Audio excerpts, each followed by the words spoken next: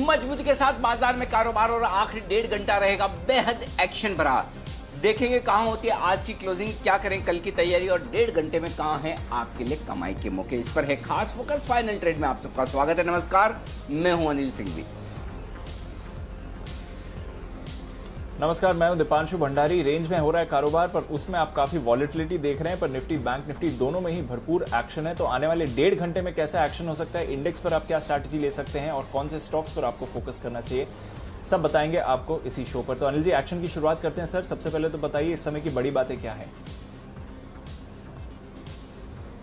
जी हाँ दीप, देखिए बाजार में उतार चढ़ाव है लेकिन बेहद सीमित दायरे में और ज्यादातर वक्त हरे निशान के साथ बाजार ने कारोबार किया है। 11,500 के बेहद करीब निफ्टी है और 22,200 के करीब है बैंक निफ्टी।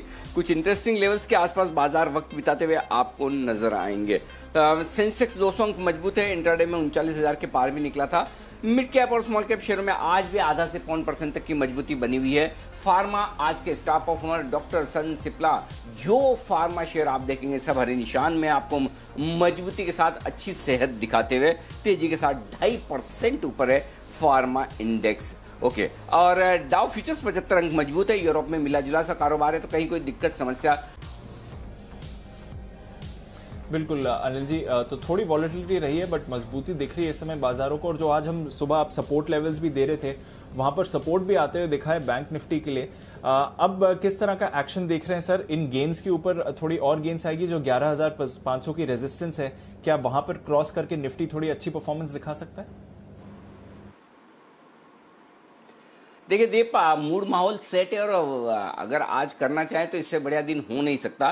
नजरें 3 बजे आज जब संसद में रक्षा मंत्री राजनाथ सिंह अपना भाषण देंगे तो उस पर रहेगी कि चीन के साथ जो तनाव है उस पर रक्षा मंत्री की क्या टोन रहती है, किस तरह से वो बात करते हैं, किस तरह से आगे के लिए वो संकेत देते हैं। मुझे लगता है बाजार को उसका इंतजार रहेगा। तो 3 बजे जब रक्षा मंत्री संसद में बात करेंगे तो उसके बाद सिचुएशन समझ में आएगी कि वाकई में सिचुएशन थोड़ी मतलब सावधानी रखने वाली है या फिर सिचुएशन कंफर्टेबल हो रही है और ज़्यादा दिक्कत वाली बात नहीं है। तो बाजार ये संकेत लेना चाहता है और अगर कोई भी संकेत हल्का भी ऐसा आया कि नहीं कोई खास बात नहीं है, बातचीत करने से मामला सुलझ जाएगा और दोनों देश समझ रहे हैं और पीछे हट रहे हैं, ये अगर इस तरह की कोई बात रक्षा मंत्री कहते हैं तो मुझे लगता है कि आज दिन के उच्चतम स्तरों के आसपास आपको क्लोजिंग देखने को मिलेगी। तो मुझे लगता है 3 बजे असली ट्रिगर होगा बाजार के लिए, जब रक्षा मंत्री बातचीत करेंगे और उसके बाद बाजार अपनी दिशा तय करेगा। लेकिन उससे पहले तब तक बाजार बहुत कमजोर हो ऐसा भी नहीं है, मजबूती के साथ ही रहना चाहिए। तो मेरा ये समझना है तब तक शायद बाजार अपनी ट्रेडिंग रेंज को ना तोड़े। ज़्यादा से ज़्यादा आप ये कह सकते हैं 11,350 11,425 ये ट्रेडिंग रेंज है। आज आप देखिए पूरा दिन भर 11,450 समझ लीजिए, 525 माफ़ कीजिएगा, 11,350 11,525 इसी रेंज को ट्रेड करता हुआ दिख रहा है। और बैंक निफ्टी भी आप देखिए न 22,000 तोड़ा है न 22,350 तोड़ा। तो कुल मिलाकर रेंज बाउंड ट्रेड है, तब तक रेंज बाउंड रहना चाहिए। लेकिन संसद में जिस तरह से संकेत आते हैं चीन के साथ मुद्दे को लेकर, और मुझे लगता है कि वही आपके लिए इंपॉर्टेंट होगा। आपने आज सुबह सुना भी, जब हम मधु केला सर का भी इंटरव्यू कर रहे थे तो उनका यही कहना था कि चीन वाला जो मामला है इस पर नज़र रखिए। अगर ये मामला बड़ा होता है तो बाजार के लिए थोड़ा सा मुश्किल भरा हो सकता है, और अगर ये मामला हम आराम से निपटा लें तो फिर उसके बाद बाजार में और तेजी से बढ़ सकती है। ये आपके लिए होगा। आइए तब तक एक काम करते हैं, हमारे साथ जुड़ रहे हैं कार्यक्रम में संजीव बसीन साहब, और लेते हैं उनसे उनकी बेहतरीन पिक्स क्लोजिंग शो की।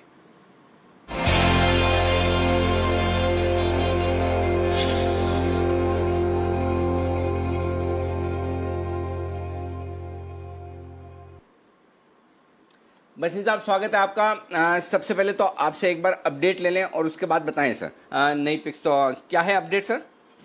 सर अपडेट ये है, आपको कुछ दिन पहले आईजीएल दिया था 395, आज वो न्यू हाई मार रहा है 421 का। विप्रो दिया था 292 पे ब्रेकआउट पे 312 हो गया। मदरसन सुमी 122 हो गया। Glenmark, Cadila, Cipla, Godrej consumer 715। और जैसे आपको कहा था सर 15 तारीख आज हो गई है, ये एक्सपायरी 11,700 के पास होगी। तो दावे से फिर कह रहा हूँ माल लेने का कीजिए। ये जो intraday volatility it should be your friend. अब आप कहें तो 2 पिक्स दूंगा, एक तो ट्रेडिंग पिक है और एक ट्रेडिंग के साथ इन्वेस्टमेंट पिक है। जो लोग बाग बहुत कहते हैं सर कि हफ्ते या 10 दिन में एक दीजिए, आज मेरे को वो भाव दिख रहा है और मैं इस कारण से I want to be very very adamant के ये भाव है इस शेयर को लेने का, जो बहुत ही वैल्यू पिक है। आप कहें तो मैं शुरू करूं सर। जी सर, बताएं, प्लीज बताएं। तो पहले मैं ट्रेडिंग पिक देता हूँ अनिल जी, फिर मैं उसकी वैल्यू पिक देता हूँ। बंधन बैंक बहुत अच्छा लग रहा है इस भाव पे, 325 से घूम के आया, 298 299 में लेइए, 292 का स्टॉप लॉस, 320 का भाव मुझे वापस दिखता है। बैंक्स में जो पेसिमिज्म है ओवरडन है। आई थिंक बंधन bank is poised for better days. अब दूसरा पिक सर, ट्रेडिंग कर लीजिए या डिलीवरी ले लीजिए, but you can't ignore this stock. This stock is going to be the backbone of the market from here till Diwali. L&T 1000 से correct होके 905 आ गया है। 905 में आप ट्रेडिंग लीजिए, डिलीवरी लीजिए, 890 का स्टॉप लॉस रखिए, 950 का टारगेट है ऑन द ट्रेडर, लेकिन 1050 इस दिवाली तक जाएगा। If this market has to go to new highs, L&T is the backbone, all to do with industrial infrastructure, hydrocarbon, engineering, all order books are strong। और जैसे जैसे रिकंस्ट्रक्शन हर company की capex बढ़ेगा, L&T will be the prime beneficiary। तो it's a very very good opportune time to buy this stock, sir। बिल्कुल, आपकी दो pick से मैं एकदम सहमत हूँ, आईटी से और एलएनटी। और अब वो समय आएगा जब निफ्टी को 12,000 की तरफ जाना है, तो कुछ और स्टॉक्स आगे मदद करने के लिए आएंगे जिनके वैल्यूएशंस अच्छे हैं, वो एलएनटी जैसे शेयर हो सकते हैं। तो भसीन साहब ने एलएनटी को डिलीवरी लेकर रखने की राय दी है आपको। 905 के आसपास लीजिए, 890 का स्टॉप लॉस, 950 1050 दो टारगेट, 950 ट्रेडर्स के लिए, 1050 डिलीवरी के टारगेट्स आपके लिए। और बंधन बैंक खरीदे 298-99 के आसपास, 279 टू 279 का स्टॉप लॉस है, और 320 ये आपका टारगेट होगा आपके लिए। बंधन बैंक में 292 का स्टॉप लॉस, माफ कीजिएगा, 292 का स्टॉप लॉस होगा आपके लिए बंधन बैंक में, 292 292 का स्टॉप लॉस, 320 का टारगेट। बहुत बहुत शुक्रिया भसीन साहब ये दो बेहतरीन पिक्स देने के लिए। और आपसे मुलाकात फिर से होगी और 2:50 पे आपसे लेंगे आपकी कुछ बेहतरीन पिक्स। तब तक आइए इवेंट्स पर डालते हैं नजर। मानसी हमारे साथ है, मानसी बताइए। Good afternoon Anil ji. बस अभी ही कैबिनेट की बैठक शुरू हुई है, किन मुद्दों पर चर्चा होती है, क्या फैसले निकल कर आते हैं, इस पर नजर रहेगी। इसके अलावा चीन के मुद्दे पर लोकसभा में 3 बजे रक्षा मंत्री का बयान है, इस पर फोकस रहेगा। हेक्सावेयर डीलिस्टिंग के लिए बोली लगाने की आज आखिरी तारीख है। साथ ही Lakshmi Vilas bank clicks capital विलय की ड्यू डिलीजेंस की डेडलाइन भी आज है। यूएस फेड की 2 दिवसीय बैठक आज और कल के लिए इंपॉर्टेंट ट्रिगर है। बड़े बिजली बिल जो कि महाराष्ट्र में बिजली बिल में बढ़ोतरी देखने को मिली है लगातार, इसे लेकर महाराष्ट्र के सीएम उद्धव ठाकरे आज शाम को एक बैठक करने वाले हैं। नतीजों के लिहाज से SpiceJet, National Fertilizer, Liberty Shoes, PNG Health Care, Allcargo Logistics जैसी कंपनियों के नतीजे आ जाते हुए दिखेंगे। कल बुधवार 16 सितंबर के दिन सेबी के कैश सेगमेंट में मार्जिन ट्रेडिंग के नए नियम लागू हो जाएंगे। यूएस फेड बैठक का फैसला कल आते दिखेगा। वहीं धानुका एग्रीटेक बोर्ड बैठक कंपनी करने जा रही है। बायबैक को लेकर इस बोर्ड बैठक में सोच विचार होगा। 17 सितंबर गुरुवार के दिन निफ्टी बैंक निफ्टी की वीकली एक्सपायरी के साथ ही हैप्पीएस्ट माइंड्स टेक्नोलॉजीज की लिस्टिंग भी इस दिन होने जा रही है। ओपेक प्लस कमेटी की बैठक भी इस दिन होगी। हेक्सावेयर डीलिस्टिंग ऑफर में बदलाव या काउंटर ऑफर का आखिरी दिन होगा। साथ ही पंजाब एल्कलीज एंड केमिकल्स का ओपन ऑफर इस दिन 17 सितंबर को खुलने जा रहा है। और साथ ही दीपक फर्टिलाइजर के राइट्स इश्यू की ये रिकॉर्ड डेट भी होगी। तो ये तमाम इवेंट्स हैं जिस पर फोकस रहेगा। तो ये इवेंट्स हैं जिन पर आप रखें नजर रखें कुछ बेहतरीन कॉल्स पर जो आपके लिए आने की तैयारी में है बैक टू बैक। और सबसे पहले शुरुआत करेंगे वागले साहब के साथ, वागले साहब का वंडर, और उसके ठीक पीछे सुमित जी भी तैयार हैं। वागले साहब के लिए बिगुल।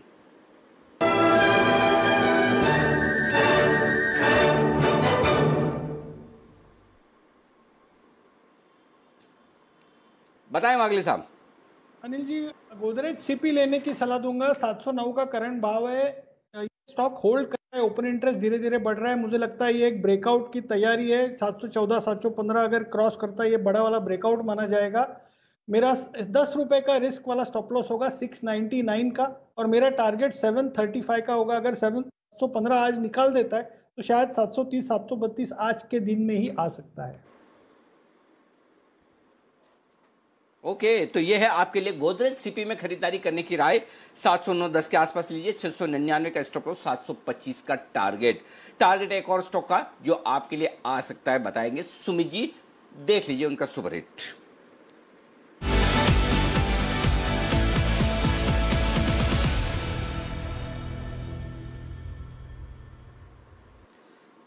सुमित जी बताएं सर। नमस्कार अनिल जी, बाय साइड का स्टॉक रडार पे आया है। 71 रुपया 90 पैसा 72 रुपए का भी भाव है। फर्स्ट सोर्स सॉल्यूशन लिमिटेड जिसका सिंबल है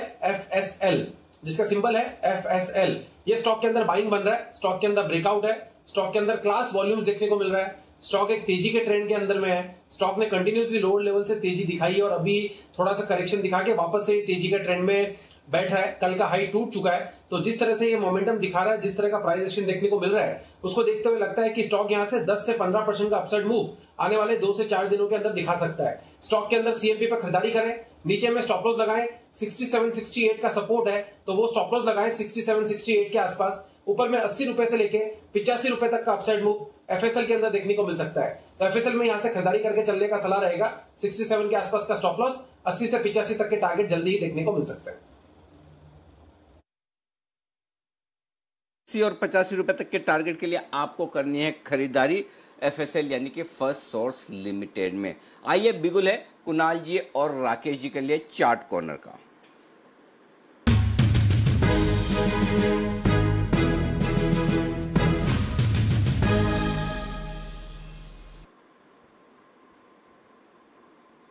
बताइए सर।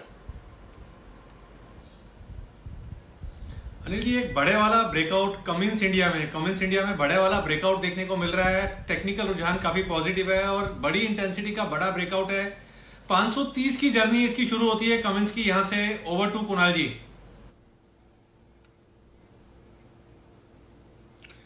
देखिए अनिल जी, कई दिनों का कंसोलिडेशन यहां पर पूरा हो रहा है और उसके साथ ही एक मार्च में स्टॉक के चार्ट्स पर एक गैप बना था, जिसको आज के ट्रेड में पहली बार वो मार्च का गैप पूरा होता हुआ दिखाई पड़ रहा है। तो इसको एग्जॉशन गैप कहा जाता है। एक बड़ा ब्रेकआउट कमेंट्स के चार्ट पर आ रहा है, तो इन स्तरों पर बाय करके चलने की राय है। स्टॉप लॉस रखें 479 पर, एक छोटा सा स्टॉप लॉस 479 का पहला स्टॉप लॉस रखना है। टारगेट जो होगा वो 525 रुपए का पहला टारगेट और 540 रुपए का दूसरा टारगेट। तो 525 540 के लिए बाय करें कमिंस इंडिया। ओके, तो ये है राय आपके लिए कमिंस में खरीदारी करने के लिए। और विश्वेश जी भी जुड़ चुके हैं हमारे साथ और उनके लिए बिगुल विश्वेश का विशेष।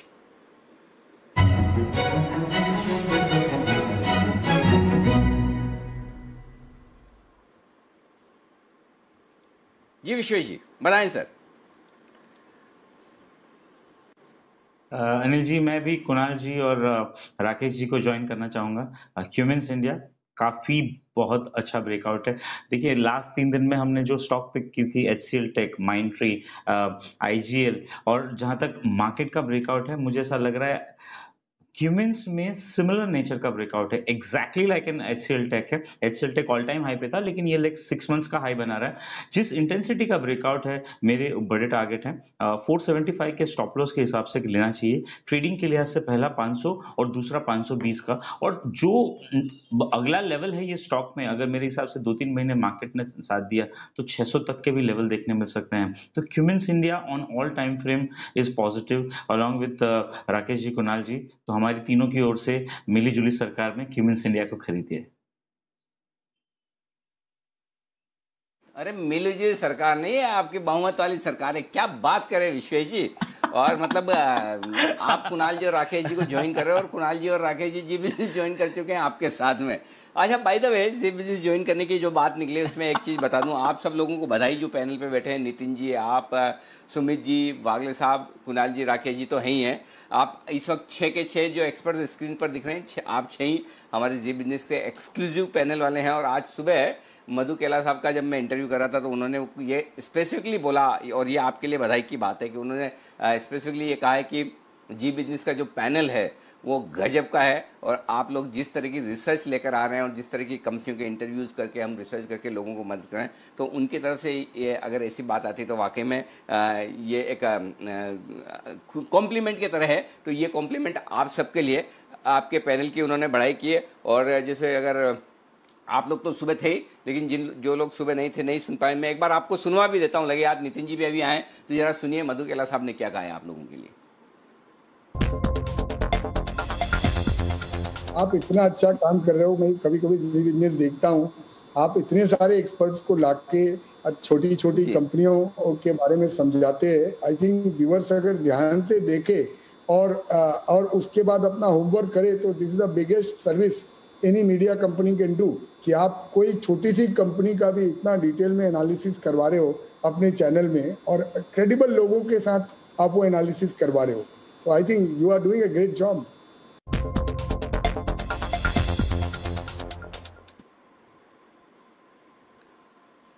तो ये आप सब लोगों को बधाई, और साथ ही जिन लोगों ने ये इंटरव्यू मिस किया और पूरा देखना चाहते हैं, आज रात 9 बजे जी बिजनेस पर ये पूरा इंटरव्यू फिर से आप देख सकते हैं मधु केला साहब के साथ, कि किस तरह के कौन से सेक्टर्स चलेंगे, बाजार में क्या मौके हैं, कहाँ चुनौतियाँ हैं, मिड कैप और स्मॉल कैप शेयरों में किस तरह का एक्शन रहेगा, ये आप सबके लिए एक वापस से आपके लिए देखने का मौका होगा।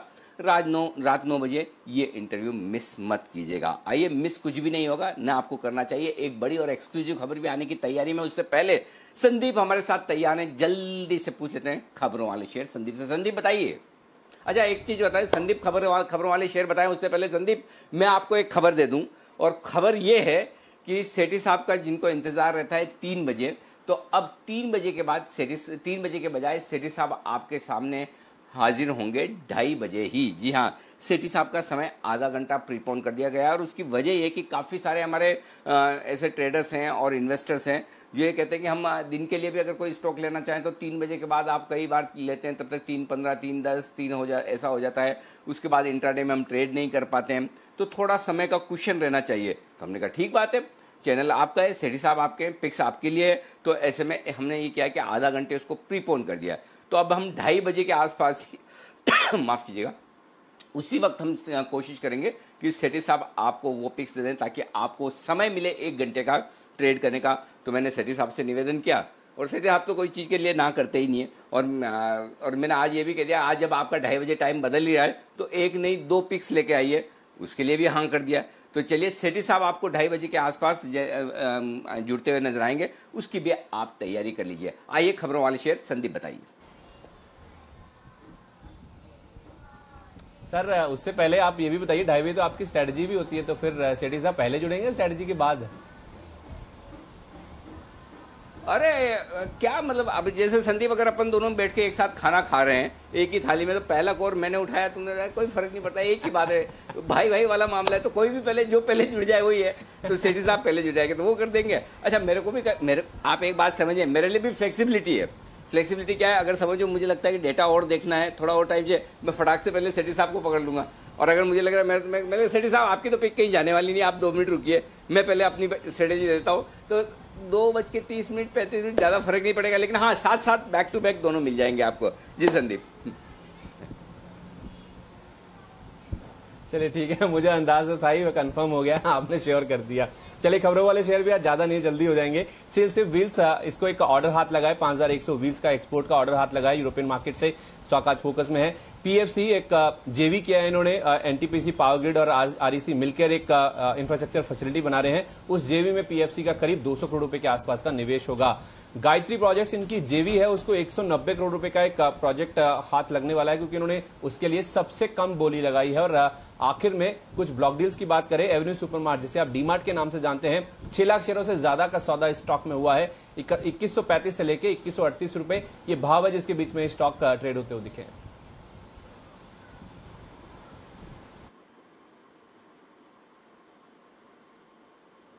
ओके, तो ये हैं आपके लिए वो तमाम खबरों वाले शेयर जिन पर आपको करना है फोकस।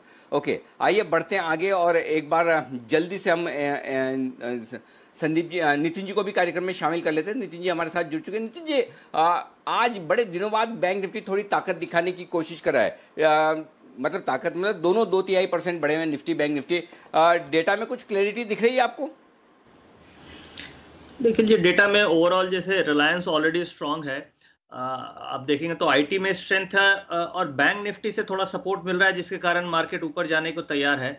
और लास्ट 2-3 दिनों में डिस्पाइट बैंक निफ्टी वीक होने के कारण भी निफ्टी नीचे नहीं आ रही है, और बैंक निफ्टी सपोर्ट पे आ चुकी है, यानी 22,100 के आसपास बैंक निफ्टी का बहुत अच्छा सपोर्ट है। तो अगर यहाँ से बैंक निफ्टी में थोड़ा सपोर्ट लेके बाउंस होता है तो निफ्टी ऊपर की तरफ मूव कर सकती है, जो करीब 11,600 की तरफ मूव कर सकती है। तो मुझे लग रहा है कि यहाँ पे 11,450 के नीचे जब तक नहीं जाता है तब तक बहुत ज्यादा वीकनेस नहीं आएगी, क्योंकि बैंक निफ्टी यहाँ पे सपोर्ट लेने की कोशिश कर रही है। बैंक निफ्टी में 22,500 का इंपॉर्टेंट लेवल है, और निफ्टी में 11,500 पे जहां पे मैक्सिमम कॉल्स एंड पुट्स का ओपन इंटरेस्ट है करंट वीक में भी और अगले वीक में भी। तो ये अगर आज किसी कारण से 11,500 के ऊपर क्लोजिंग मिल जाए और बैंक निफ्टी 22,500 के ऊपर क्लोजिंग मिल जाए तो मुझे लग रहा है कि इस वीक में जो परसों एक्सपायरी हम लोग 11,600 620 की तरफ मूव कर सकते हैं। तो ये बिल्कुल ऐसा लग रहा है कि नीचे से जो कल जो सेलिंग हुई थी 10-12 लाख निफ्टी की सेलिंग अचानक से आई थी 11,520 की रेंज में, वो पूरी की पूरी सेलिंग एब्जॉर्ब हो चुकी है। तो मुझे लग रहा है बाउंस हो सकता है, 11,450 का स्टॉप लॉस रखना चाहिए और पॉसिबल है कि 11,560 570 580 इस तरीके का टारगेट हमें मिल सकता है। ओके, तो ये है आपके लिए इस वक्त निफ्टी और बैंक निफ्टी पर आए। बस थोड़ी देर में मैं भी डेटा तैयार कर रहा हूं और मैं आपके पास आऊंगा, तब तक उससे जल्दी से उससे पहले आइए एक बड़ी और एक्सक्लूसिव खबर की तरफ चलते हैं और वो आ रही है दिल्ली से। हमारे संवाददाता चेतन भुटानी हमारे साथ है जो कि बड़ी गहरी पकड़ रखते हैं शुगर सेक्टर पर। आपको याद होगा चेतन ने कुछ दिन पहले ही शुगर सेक्टर को लेकर जो बड़ी और एक्सक्लूसिव खबर दी उस पर मुहर भी लगती हुई नजर आई है कि किस तरह से शुगर कंपनी को अपना क्लेम करने के लिए 90 दिन के बजाय 180 दिनों का ये समय मिलेगा। ये तो बहुत छोटी खबर थी, सिर्फ एक हिस्सा कंफर्म हुआ है, अभी तो आप देखिए आगे बहुत खबरें आने वाली है। लेकिन आज इसी सेक्टर से जुड़ी हुई एक और बड़ी और एक्सक्लूसिव खबर, और बड़ी और एक्सक्लूसिव खबर इस लिहाज से कि जो खबर अब चेतन बताने जा रहे हैं वो आज ही होने जा रहे हैं, इसलिए बड़ी और एक्सक्लूसिव खबर है। चेतन बताइए क्या है बड़ी खबर आपके पास? सर, जो मेरे सोर्सेज मुझे बता रहे हैं आज प्रधानमंत्री कार्यालय प्राइम मिनिस्टर्स ऑफिस आज एक बहुत हाई लेवल मीटिंग कॉल किया है। Finance ministry, banks, oil marketing companies, oil ministry, sugarcane stakeholders, जिसमें इथेनॉल के ऊपर चर्चा होने वाली है। याद करें, अगर भारत सरकार ने ये टारगेट बनाया था कि 10% इथेनॉल ब्लेंडिंग पेट्रोल में करनी है 2022 तक और 20% इथेनॉल ब्लेंडिंग करनी है 2023 तक, 2030 तक, उसको बहुत ज्यादा बूस्ट देने की भारत सरकार अब कोशिश में लग गई है।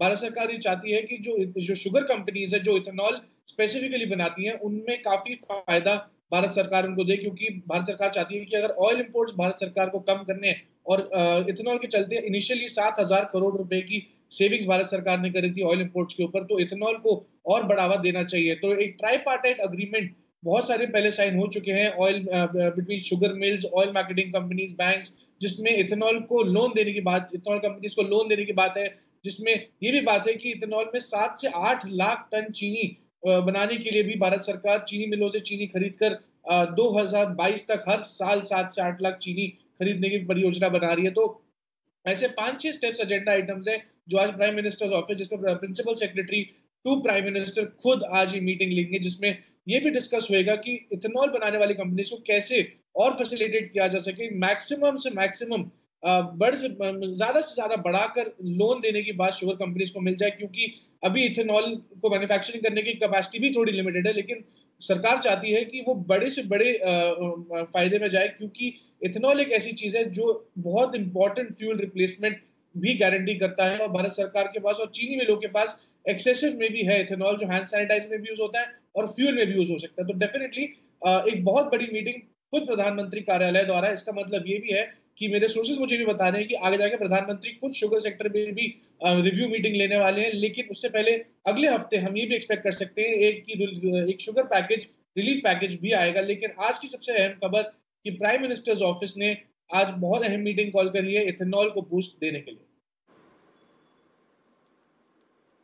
बिल्कुल, तो इथेनॉल का इस्तेमाल ज़्यादा से ज़्यादा हो पेट्रोल और डीजल में, उसके लिए बड़ा बूस्ट देने के लिए एक अहम बैठक आज बुलाई है पीएमओ ने, प्रधानमंत्री कार्यालय ने, और जहां पर बाकी सारी मिनिस्ट्रीज इन्वॉल्व होगी और अब इसको बूस्ट देने के लिए। और आपने देखा है किस तरह से इथेनॉल और शुगर सेक्टर से जुड़ी हुई एक के बाद एक सही, सटीक और समय पर खबरें लाने की कोशिश करते हैं चेतन, जो कि सही भी साबित होते हैं। ये मीटिंग आज ही होने जा रही है, ये सबसे बड़ी बात है, ये मीटिंग आज ही होने जा रही है। तो प्राज इंडस्ट्री जो इथेनॉल के मामले में सबसे आगे और दूसरी है इंडिया ग्लाइकोल, जो मेरे ख्याल से इस स्पेस की सबसे सस्ती कंपनियों में मुश्किल से 5-6 के पी मल्टीपल पर ये स्टॉक ट्रेड करता हुआ दिख रहा है। तो इंडिया ग्लाइकोल और प्राज इंडस्ट्री दोनों ही मजबूत शेयर हैं जिनका इथेनॉल के साथ वास्ता होता है। तो इन स्टॉक्स पर एक बार मैं राय लूँ। और अच्छा चेतन, एक बार उससे पहले ये बताएं कि क्या ये मीटिंग आज ही होने जा रही है, आज ही इस पर डिसीजन आने की संभावना बन सकती है अगर सब लोग सहमत हो जाएं तो? बिल्कुल सर, इनफैक्ट मैं अपने व्यूअर्स को ये भी बता दूं कि जैसे जैसे हम बात कर रहे हैं ये मीटिंग अंडर वे है वीडियो कॉन्फ्रेंसिंग द्वारा, जिसमें बहुत सारे डिपार्टमेंट जैसे फाइनेंस मिनिस्ट्री ऑफिशियल्स, जिसमें department of food and consumer affairs and public distribution, banks, oil marketing companies, oil ministry शामिल है। तो जैसे जैसे हम अभी बात कर रहे हैं, ये मीटिंग अंडर वे है पीएमओ में वाया वीडियो कॉन्फ्रेंसिंग। तो आज हम एक्सपेक्ट कर सकते हैं कि सोर्स बेस्ड कोई खबर फटाफट आज निकल के आए, क्योंकि डेफिनेटली जो पीएमओ से मीटिंग्स जाती हैं वो बहुत इम्पैक्टफुल रहती हैं और डेफिनेटली उस पर आगे जाके कुछ ना कुछ एक सटीक एक्शन होता है, क्योंकि वो पीएमओ की मीटिंग सीधा प्रधानमंत्री को भी उसके मिनट्स भेज जाते हैं। तो डेफिनेटली हम कुछ टाइम में इसका असर जरूर देखेंगे।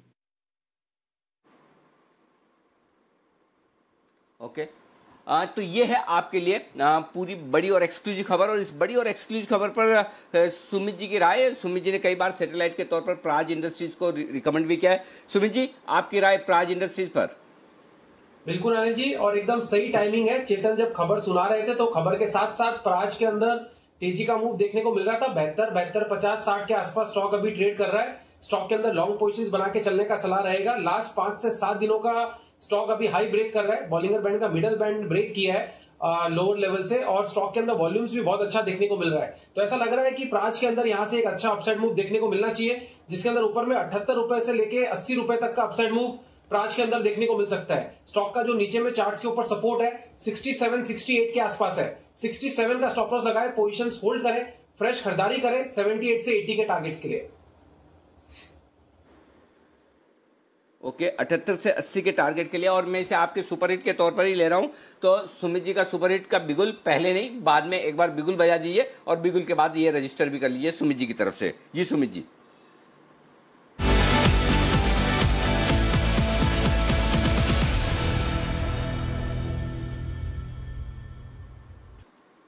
जी हाँ, तो ये है आपके लिए सुमित जी की तरफ से ये बिगुल, जहां पर प्राज इंडस्ट्री में खरीदारी करने की राय है आपके लिए।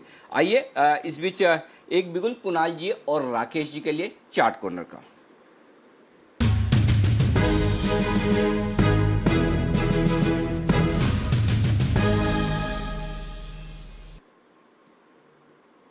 बताएं सर।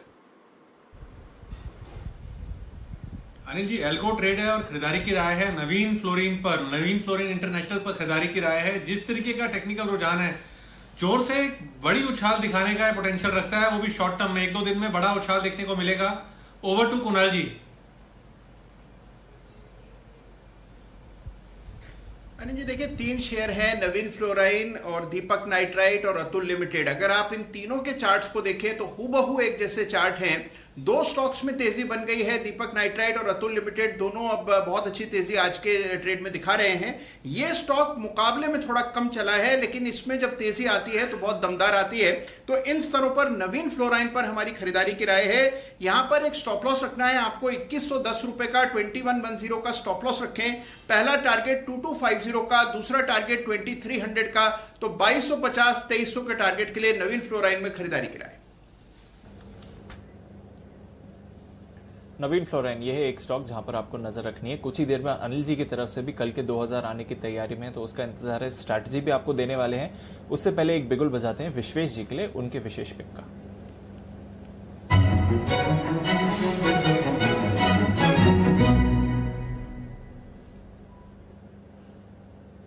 बताएं विश्वेश जी। देखिए, जिस हिसाब से फार्मा में ब्रेकआउट है और मुझे ऐसा लग रहा है कि फार्मा में बहुत सारे स्टॉक्स ने मूव करने के बाद एक पुल बैक किया है और अब कहीं ना कहीं स्ट्रेंथ है, वो बिल्डअप है, वो कंटिन्यू हो सकती है। तो स्टॉक है टोरेंट फार्मा। देखिए आज बहुत ही बेहतरीन चार्ट सेटअप है और एक कप एंड हैंडल फॉर्मेशन हुआ हाइस के आसपास, और जिस हिसाब से 2700 से 2900 तक गया और फिर वापस 2860 तक में सपोर्ट लेके अब मूव कर रहा है। मेरा ऐसा मानना है कि यहाँ पे एक short term bottom in place है। तो टोरेंट फार्मा में करंट लेवल पे खरीदारी करें। 2820 का स्टॉप लॉस रखे।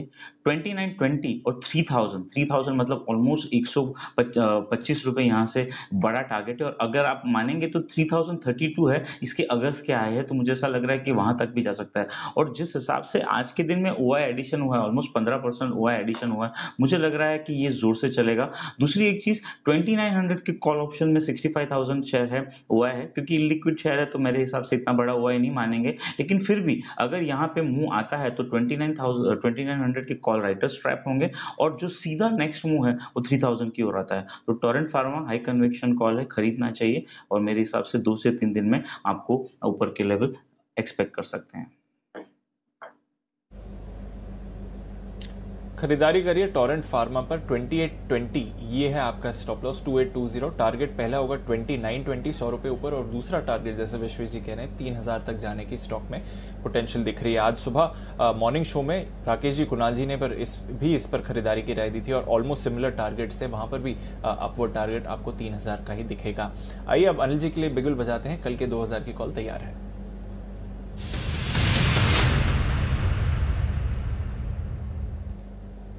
बताएं सर। दीप, खरीदारी करने की राय है और खरीदारी करनी है बैंक निफ्टी में। बैंक निफ्टी में यहां पर तेजी करने की राय है। बैंक निफ्टी इस वक्त आपके लिए ट्रेड कर रहा है 22,225, 240, अच्छा 240 हो गया, 22,225, 22,240 के आसपास में स्पॉट लेवल बता रहा हूं और यहां पर बैंक निफ्टी में तेजी करने की राय है। बैंक निफ्टी यहां से ब्रेकआउट देकर तेज दौड़ लगाकर दिन के हाई पॉइंट को पार करने को तैयार है।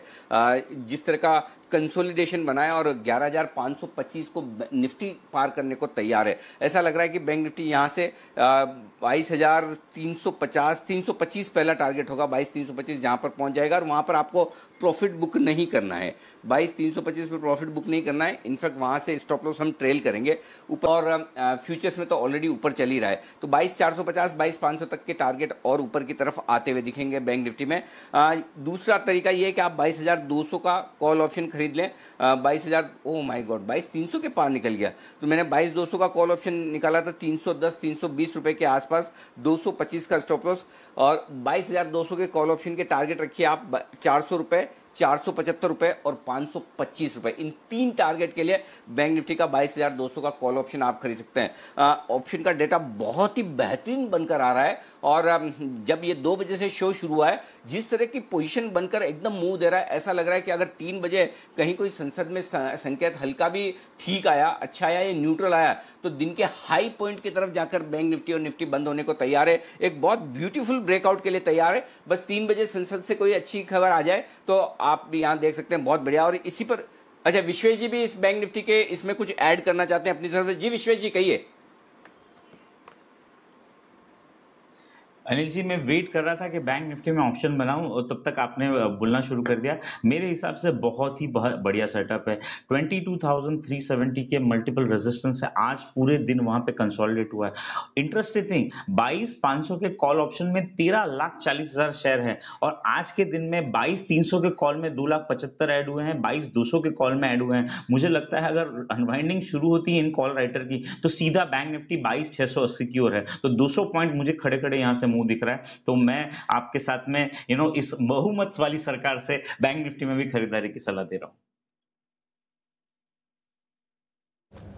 रीति है, देखिए कि हम सहमत भी होते हैं, हम असहमत भी होते हैं, लेकिन फिर भी एक दूसरे को प्यार भी करते हैं, रेस्पेक्ट भी करते हैं। देखिए जहां विश्वेश जी को लगा कि वाकई में कॉल बढ़िया, एक्चुअली विश्वेश जी मैं भी थोड़ा सा पहले देने के मूड में था।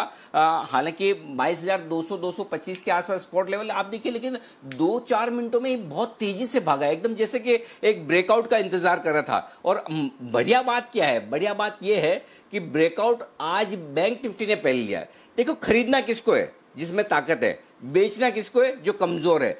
आज बैंक निफ्टी ने ताकत दिखाई है, बड़े दिनों बाद ताकत दिखाई है। बैंक निफ्टी 1.25% मजबूत है, निफ्टी सिर्फ 0.25% मजबूत है। सिर्फ इसलिए कह रहा हूं कि निफ्टी थोड़ा कम है, 0.25% भी अपने आप में कम नहीं होता, लेकिन बैंक निफ्टी 11,525 पार करके टिकेगा तो निफ्टी में भी यहां से 25 से 50 पॉइंट की जगह आज के लिए और बनती 11,575। और आज अगर 11,550 के ऊपर की क्लोजिंग होती तो मजा ही आ जाएगा। और बैंक निफ्टी अगर आज 22,500 के ऊपर क्लोज दे दे तो कहना ही क्या, क्योंकि पूरे हफ्ते हम 22,460, 70 यहीं पर क्लोज हो जाते हैं स्पॉट लेवल पर। 22,500 के ऊपर की क्लोजिंग मिले तो बहुत ही बढ़िया। तो ओवरऑल सेटअप परफेक्ट है यहां से भागने के लिए। और टचवुड, देखिए बात करते करते बैंक निफ्टी डे हाई पर 22,400 के आसपास आ चुका है। तो यही है। अब देखिए, अब आप अपने अपने स्टॉप लॉस अपनी रिस्क एपेटाइट के हिसाब से ट्रेल करते चले ताकि आपका मुनाफा जाए ना।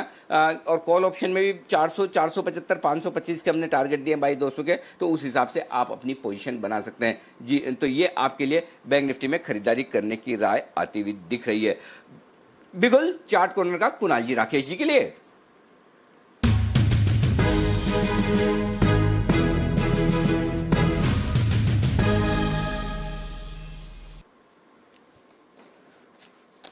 बताएं सर।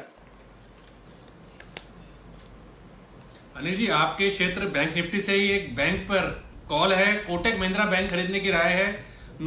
जो कि ना सिर्फ बैंक है, यहाँ पर ब्रोकिंग, इंश्योरेंस, एएमसी सब कुछ मिलता है और इसके अंदर एक इन्फ्लेक्शन पॉइंट देखने को मिल रहा है। यहाँ पर short covering plus fresh long stock में एक अच्छी खासी रैली ट्रिगर कराने का पोटेंशियल रखते हैं। तो कोटक महिंद्रा बैंक को मिस नहीं करना है। Over to Kunal ji. अनिल जी देखिए, लोएस्ट रिस्क बैंकिंग स्टॉक है ये। अगर आप देखिए बाकी सारे बैंक स्टॉक से इसकी तुलना हम लोगों ने की तो हमने ये पाया है अनिल जी कि यहाँ पर सबसे कम रिस्क आपको चार्ट पर नजर आता है और उसकी वजह यह है कि 1300 पर इसमें एक बड़ा मजबूत सपोर्ट है जिसको वायलेट होने की संभावना बहुत कम दिख रही है। निचले स्तरों से बहुत अच्छी रिकवरी हुई है और बैंक निफ्टी पर आपने ग्रीन लाइट दी है, तो इन स्तरों पर बाय करें।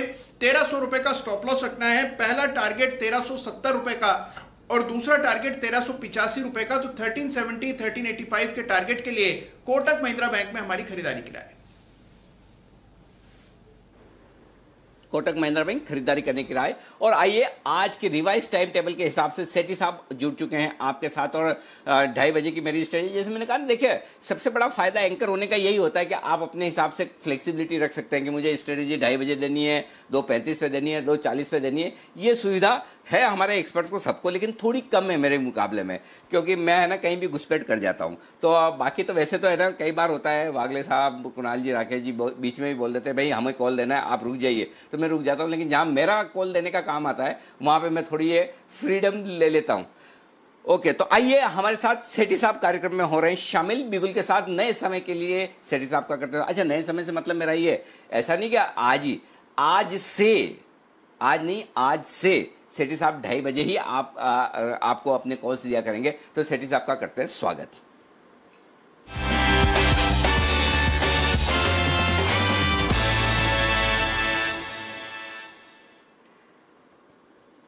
सेठी साहब देखिए, जब आपने कहा 3 के बजाय 2:30 बजे के या थोड़ा जल्दी कर दीजिए, तो मैंने आपकी बात मान ली। तो आप ये मत समझिए कि मैं ऐसे ही बात मान लेता हूँ। मैं बात मानने के बदले में फीस पूरी वसूल करता हूँ।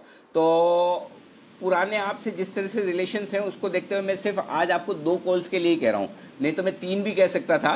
तो आप कम से कम आज जब नया समय है और तो आपको कम से कम 2 कॉल तो देनी है, ये बात। तो 1 के बजाय 2 कॉल होनी चाहिए आज। बिल्कुल। Good afternoon Anand ji. बिल्कुल आपकी हुक्म सर, आंखों पर। बिल्कुल 2 कॉल छोड़ के 3 मांगते 3 भी देते हैं, बट अभी 2 कॉल देता हूँ आज।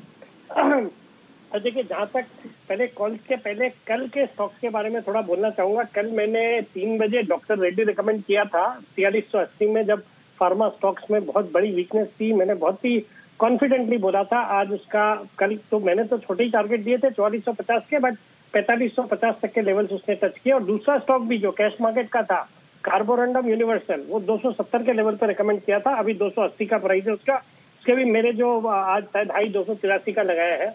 और कल सुबह वाले एसपीएल वाले स्टॉक्स ने तो कमाल ही कर दिया। अंबर एंटरप्राइजेज 1880 में रिकमेंड करा था, अभी 2113 के आज हाइट लगाए हैं। अभी 2050 का भाव है। फिर क्विक हिल था 140 में, वो भी 155 का टारगेट था जो कि मीट हो गया है। सिर्फ एक शिल्पा मेडिकेयर जो था उसका स्टॉप लॉस ट्रिगर हो गया है, बट वो स्टॉक भी करंट लेवल्स पे अच्छा लगता है और उस पे हालांकि स्टॉप लॉस ट्रिगर हो गया है, बट अगर किसी को फ्रेश एंट्री करनी है तो मुझे लगता है करंट लेवल्स पे या कोई भी गिरावट पे उस पे पोजिशनल तौर के रूप में बिल्कुल खरीदारी की जा सकती है। और जहां तक आज के 2 कॉल का सवाल है, जो पहला स्टॉक है वो कैश मार्केट का स्टॉक है। एक शानदार कंपनी है, कंपनी का नाम है श्री कलाहस्ती पाइप्स। ये कंपनी डक्टाइल आयरन पाइप बनाती है, फिर ये मिनी सीमेंट प्लांट भी है इनका, फिर ये मेटालर्जिकल कोक भी बनाती है। एक बहुत ही अच्छी कंपनी है। वैल्यूएशन देखेंगे तो सिर्फ 5.5 के मल्टीपल पे ये स्टॉक ट्रेड होता है। पिछले साल 7 रुपए का इसने डिविडेंड दिया है, जो कि डिविडेंड यील्ड भी अराउंड 4% की है। ऑपरेटिंग प्रॉफिट मार्जिन है 17% के। डेट इक्विटी रेशियो एक रीजनेबल 0.35 का है। अच्छी दर से कंपनी ने ग्रोथ दर्ज करी है और FIIs BIS की भी करीबन 26.5% हिस्सेदारी। और सबसे अच्छी बात है कि मार्च क्वार्टर से अगर जून क्वार्टर देखेंगे तो FIIs ने जहां मार्च क्वार्टर में सिर्फ 5% स्टेक था, वो बढ़ा के 7.93% जून में किया है। मुझे ये स्टॉक 180 के लेवल पे अच्छा लग रहा है। मुझे लगता है बहुत ही शॉर्ट टर्म में 195 तक के लेवल्स बिल्कुल इसमें देखे जा सकते हैं। स्टॉप लॉस रहेगा 170 का। ओके, तो ये है आपके लिए श्रीकलाहस्ती पाइप, यहां पर खरीदारी करें और बहुत ही बेहतरीन फंडामेंटल वाला स्टॉक है। मुझे याद है हमने मालामाल वीकली में भी इस स्टॉक को रिकमेंड किया था और वैल्यूएशंस बहुत ही आकर्षक हैं और बेहतरीन कंपनी ये पाइप्स बनाने वाली, यहां पर आपको खरीदारी करनी है। सेठी साहब के टारगेट में आपको रख दूं, शॉर्ट टर्म टारगेट वाकई में शॉर्ट टर्म होते हैं। आप देखिए जो स्टॉक्स सेठी साहब बता रहे हैं, लगभग सारे स्टॉक्स अपने टारगेट तक पहुंचे और टारगेट ही नहीं, टारगेट से कहीं ऊपर पहुंचते हुए दिख रहे हैं। 195 रुपए का टारगेट, और वाकई में सेठी साहब कल आपका डॉक्टर तो गजब का था। इस डॉक्टर ने न सिर्फ अपने टारगेट हासिल किया बल्कि आज पूरे फार्मा शेयर में अगर आग लगी है तो उसकी लीडरशिप डॉक्टर रेड्डीज ने लिए, सुबह से बेहद मजबूती के साथ मान गए। बहुत ही बढ़िया कॉल था कल का डॉक्टर रेड्डीज का, और वो भी ऐसे खराब मूड माहौल में जहां खरीदने का मन लोगों का कम हो। तेजी से 100 पॉइंट निफ्टी निकला था और उस वक्त किसी की हिम्मत नहीं हो रही थी, तब आपने बहुत ही बोल्ड एग्रेसिव कॉन्ट्रा कॉल दिया। आइए दूसरा स्टॉक बताएं सर, कैश का ही है वो एफएनओ से? नहीं अनिल जी, एफएनओ का स्टॉक है। नॉर्मली अब कोशिश करूंगा कि एक एफएनओ का स्टॉक भी रहे ताकि ट्रेडर्स को थोड़ी आराम रहे। ये स्टॉक जो है ये भी एक कॉन्ट्रा कॉल है, जो स्टॉक काफी बीटन डाउन है। स्टॉक का नाम है भारती एयरटेल। ये स्टॉक भी अपने रिसेंट लोज से आज थोड़ी रिकवरी दिखा रहा है, बट अगर हाइट से देखेंगे तो 600 रुपए के करीब का स्टॉक था आज से 10-15 दिन पहले, और अब जाके 485 के आसपास ट्रेड करता है। मुझे लगता है ये स्टॉक बिल्कुल एक रिकवरी के लिए तैयार है। इस स्टॉक को भी शॉर्ट टर्म के लिए खरीदना चाहिए 485 के लेवल पे। मुझे लगता है बहुत ही जल्दी हम इसमें वापस से 510 तक के लेवल देखेंगे और मेरा स्टॉप लॉस रहेगा 475।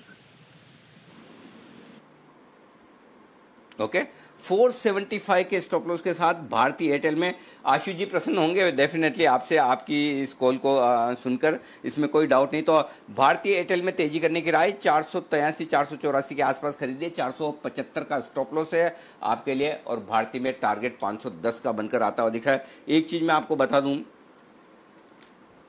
गिरते हुए बाजार में खरीदने का और कॉन्ट्रा कॉल लेकर तेजी करने का अगर ट्रेड आप करना पसंद करते तो सेठी साहब को बहुत क्लोजली फॉलो कीजिए। मैं आपको फिर से कह रहा हूं, सेठी साहब को बहुत क्लोजली फॉलो कीजिए, तब आपको नजर आएगा। क्वांटिटी कम खरीदिए, जितना आपका मन करे उतना खरीदिए, बल्कि उससे कम खरीदिए और फिर देखिए आपको बड़ा पैसा अगर बढ़ाना है कॉल्स में, थोड़ा सा पोजिशनल ट्रेड करके आपका जबरदस्त। अब मेरे बोलने पर आप भारतीय एयरटेल को फोकस में रखिए और ध्यान रखिए। देखिए भारतीय एयरटेल किस तरह का कमाल दिखाता है। 510 रुपए के टारगेट के लिए सेठी साहब आपको, और आशु मदान साहब जहां कहीं भी हैं, जी बिजनेस तो आपके सामने लगा हुआ है, इसमें तो कोई बड़ी बात है ही नहीं, इसमें तो कोई जानने समझने वाली कोई नई चीज है ही नहीं। आप अपनी राय जरा जरूर मुझ तक भिजवा दें, जो कुछ सेठी साहब सोचें उसके बारे में। शुक्रिया सेठी साहब। और इस बीच आशीष माहेश्वरी साहब हमारे साथ कार्यक्रम में हो चुके हैं शामिल, और आशीष जी से मैं बात करूं उससे पहले एक बात आपको कहना चाहता हूं, ऑलमोस्ट सारे टारगेट्स मेरे बैंक निफ्टी पे आज के आ चुके हैं। 22,450 स्पॉट लेवल पर बैंक निफ्टी टारगेट हासिल कर चुका है। 22,455 का हाई बनाया है बैंक निफ्टी ने, और आप देखिए निफ्टी 1% मजबूत है, बैंक निफ्टी 1.5% मजबूत है, और कॉल्स के भी जहां तक मुझे समझ में आता है ब्रॉडली सारे टारगेट्स लगभग हासिल होने आए होंगे। 425 तो लास्ट मैंने देखा था। 22,200 के कॉल ऑप्शन के प्राइसेस जरा एक बार बताएं विश्वेश जी, कहां तक पहुंचे, क्या कहां तक पहुंचे, तो उस हिसाब से लोगों को प्रॉफिट बुक करना है या नहीं वो पता चले, तो एक बार जरा अपडेट दीजिए विश्वेश जी। अनिल जी 22,225, एक सेकंड दे देता हूं।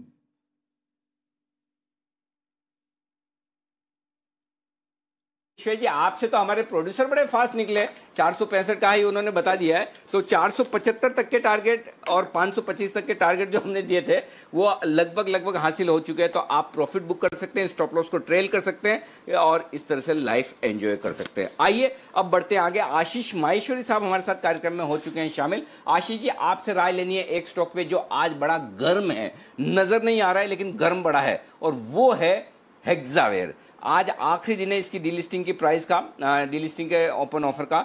ये बताइए हेक्सावेयर क्या करना चाहिए इस दाम पर, डीलिस्टिंग के लिए ऑफर करें, क्योंकि फ्लोर प्राइस तो बहुत नीचे, मेरे ख्याल से 350 रुपए के आसपास की, जो बाजार में अंदाजा लगाया जा रहा है कि शायद 475 रुपए के आसपास हेक्सावेयर की डीलिस्टिंग होगी।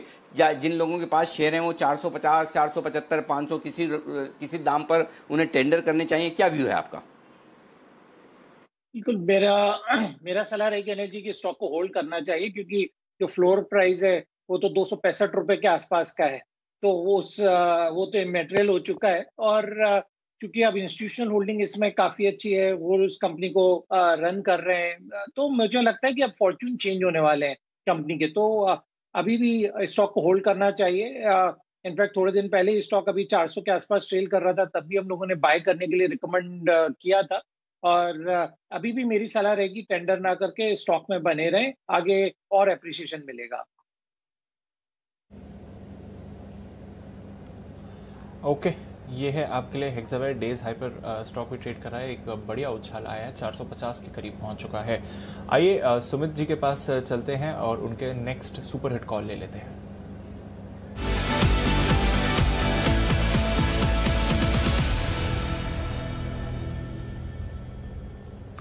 बताएं सुमित जी। दीपांशु, बैंकिंग स्टॉक में बाय साइड का स्टॉक रडार पे आया है। स्टॉक का नाम है डीसीबी बैंक। 92 रुपए 40 पैसे के आसपास ट्रेड कर रहा है। डीसीबी बैंक के अंदर अब यहां से एक अपसाइड मूव देखने को मिलना चाहिए, इसमें खरीदारी करके चलने का सलाह रहेगा। स्टॉक का नीचे में 87-88 के आसपास का सपोर्ट है, तो 87 का स्टॉप लॉस लगाना है।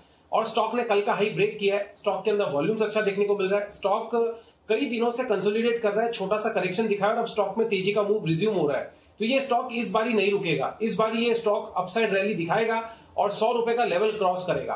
तो बाय करें यहां पे, जिसमें 100 रुपए का होगा पहला टारगेट, 105 रुपए का होगा दूसरा टारगेट, यानी 10 से 15% के अपसाइड मूव के लिए डीसीबी बैंक को यहां पे खरीदारी करके चलने का सलाह रहेगा। और नीचे में स्टॉप लॉस 87-88 के आसपास लगा सकते हैं। ओके, 87-88 का स्टॉप लॉस, डीसीबी बैंक इस पर खरीदारी कर रहा है। 100 से 105 का टारगेट। विश्वेश जी के लिए बिगुल बजाते हैं, विश्वेश के विशेष।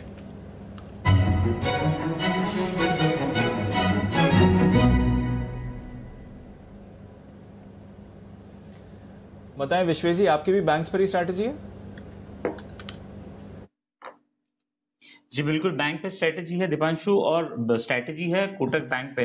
देखिए मेरे हिसाब से राकेश जी ने और कुणाल जी ने कोटक बैंक पे ट्रेड शेयर कर दिया है, और मीनवाइल मैं भी कर ही रहा था, बट मैंने सोचा क्योंकि उन्होंने ट्रेड शेयर कर दिया है तो व्यू वेरी मच सिमिलर है, तो क्यों ना इसमें स्ट्रेटेजी बना जाए। और स्ट्रेटेजी बहुत ही बेहतरीन है, to be very honest. I am like 100% sure कि इस स्ट्रेटेजी के अंदर में ये इस एक्सपायरी में शायद नुकसान नहीं हो सकता है। तो स्ट्रेटेजी है, थोड़ा ध्यान से है, सुनिए। तो करना यह है, आपको 1340 का at the money call option खरीदना है, जो करीबन 30 रुपए के आसपास पड़ रहा है, ठीक है। तो 1340 एट द मनी कॉल लेना है, और 1400 जहां पे हाईएस्ट ओपन इंटरेस्ट है ये एक्सपायरी में, उसके 2 कॉल ऑप्शन बेचने हैं। तो इसको क्या बोलते हैं, 1:2 कॉल रेशियो स्प्रेड स्ट्रेटेजी। 1300 का कॉल आप बेचे, 1340 का कॉल खरीदेंगे 30 रुपए में, और 1400 का कॉल बिकेगा आपका रफली 12 रुपए में। तो नेट आपको 24 रुपए वापस आ जाएंगे, तो 5 रुपए में स्प्रेड पड़ेगा। 1340 के नीचे अगर एक्सपायरी आती है तो मैक्सिमम लॉस इज 5 रुपए। On the other hand upside में, क्योंकि आप 2 कॉल बेच रहे हो, 1450 तक आप हेज हो, तो मुझे ऐसा लग रहा है ये एक्सपायरी में कोटक बैंक 1400 के ऊपर जाता हुआ नहीं लग रहा है, क्योंकि जिस हिसाब से मूड माहौल है, हाईएस्ट ओपन इंटरेस्ट है। ऑन दी अदर हैंड अगर नसीब खुल गया और ये 1400 के आसपास रह गया एक्सपायरी के आसपास, तो एक लॉट पे, मतलब एक स्प्रेड पे आपको 21,000 का फायदा हो सकता है। On the down side your risk is only 2,000 rupees, and on the hit target 1400 पे आपका जो प्रॉफिट है वो 21,000 रुपए के आसपास हो सकता है। 1450 तक आप हेज हो, तो 1:2 call spread in Kotak bank करना है। मेरे हिसाब से एक्सपायरी तक खड़े रहिए, you definitely should make money over here. Okay, तो ये है आपके लिए राय कोटक बैंक पर इस वक्त आती हुई विश्वेश जी की तरफ से। तो विश्वेश जी कह रहे हैं कि आप 1340 का एक कॉल ऑप्शन खरीदिए और 1400 के 2 कॉल ऑप्शन बेचिए। लगभग 5 रुपए की कॉस्ट आएगी, बस 5 रुपए में आपके, और ऊपर में चूंकि आप एक्स्ट्रा कॉल बेच रहे हैं, अगर आपके लिए 1450 भी हो जाए तो डरने की बात नहीं, उसके ऊपर ही आपके लिए रिस्क बनेगी, तो कोई दिक्कत वाली बात नहीं। आइए अब वक्त है नितिन जी का निशाना देखने का। नितिन जी तैयार है निफ्टी पर और बैंक निफ्टी दोनों पर निशाना लगाने के लिए। आज नितिन जी दोनों पर निशाना लगाने को तैयार है, तो चलिए बिगुल।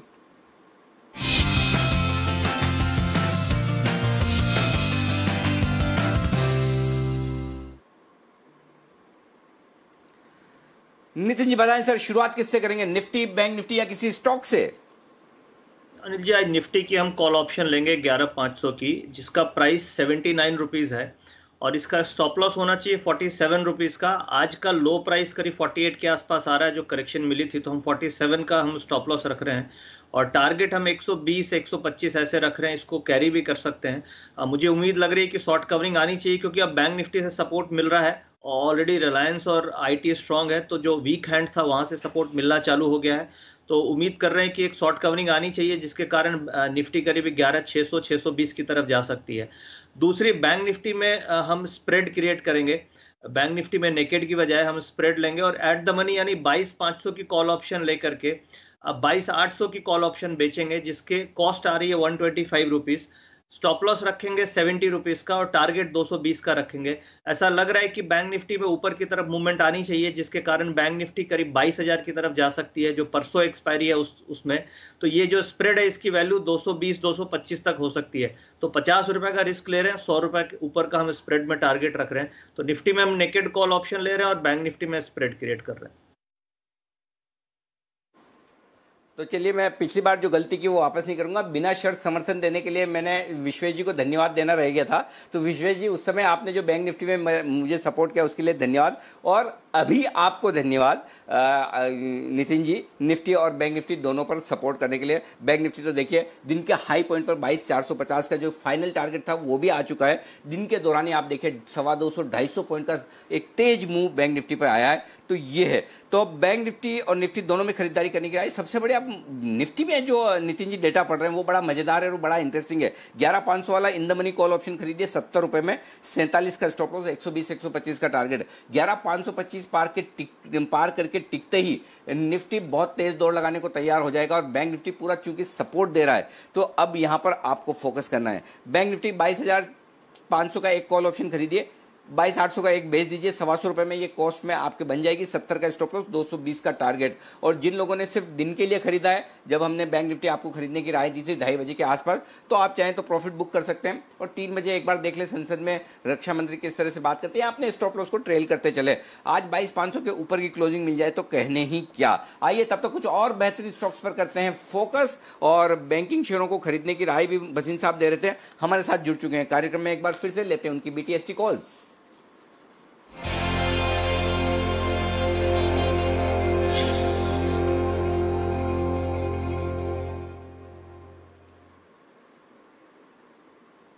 स्वागत है भसीन साहब आपका। ऑलरेडी बंधन बैंक जो आप 298-99 में बोल के गए 304-5 की रेंज में आ चुका है। बताएं सर, एक तो अपडेट और उसके बाद नए कॉल्स। अपडेट ये है सर, सुबह जब आपको 10 बजे बात हुई थी तो कहा था second half of this day banks will move up, banks में पेसिमिज्म ज्यादा है। अब मैं कहना नहीं चाहता, लेकिन Axis, ICICI they are looking very good. लेकिन मेरी BTST एक ही कॉल है जो मैं देना चाहता हूँ। बंधन बैंक आपने राइटली कहा, फेडरल बैंक जो कल का था वो चल गया, और जो बाकी आपको शायद काफी सारे कहे थे सर वो सब चल गए। अब आप कहें तो मैं एक BTST है कल के लिए जो मैं आपको देना चाहता हूँ, आप कहें तो मैं शुरू करूँ सर। प्लीज सर बताएं सर, प्लीज प्लीज प्लीज। तो जैसे आपका IGL चला सर उस तरह से MGL लीजिए 910 912 में। आज का स्टॉप लॉस 893 है, 950 का पहला टारगेट 975 का। This is a must have because this will outperform as Bombay reopen and Maharashtra region में MGL will be the outperformer. Okay अच्छा सर, एक चीज बताइए, ये अचानक से ना फार्मा, बैंक्स ये सब चलने लगे तो आप नया सेक्टर, नया स्टॉक कहाँ से ढूंढ के लाती? ये मतलब ये इसके पीछे क्या सोच रही थी, मैं वो जानना चाहता हूँ। अरे सर, आपकी सेवा में लगे हैं कि आपके साथ मिलके इन्वेस्टर कमाए। वो 8,000 का वो कोविड को लेके बैठे हुए हैं, 8, 9, 10, 11, आपको 12,000 दिखाऊंगा दिवाली से पहले। फिर आप याद रखोगे कि मलम से ज्यादा हमारा और आपका साथ काम चलता है। समझ आई ना अनिल जी? सबसे ज्यादा मलम लगानी चाहिए सर, उसको बढ़ाना नहीं चाहिए।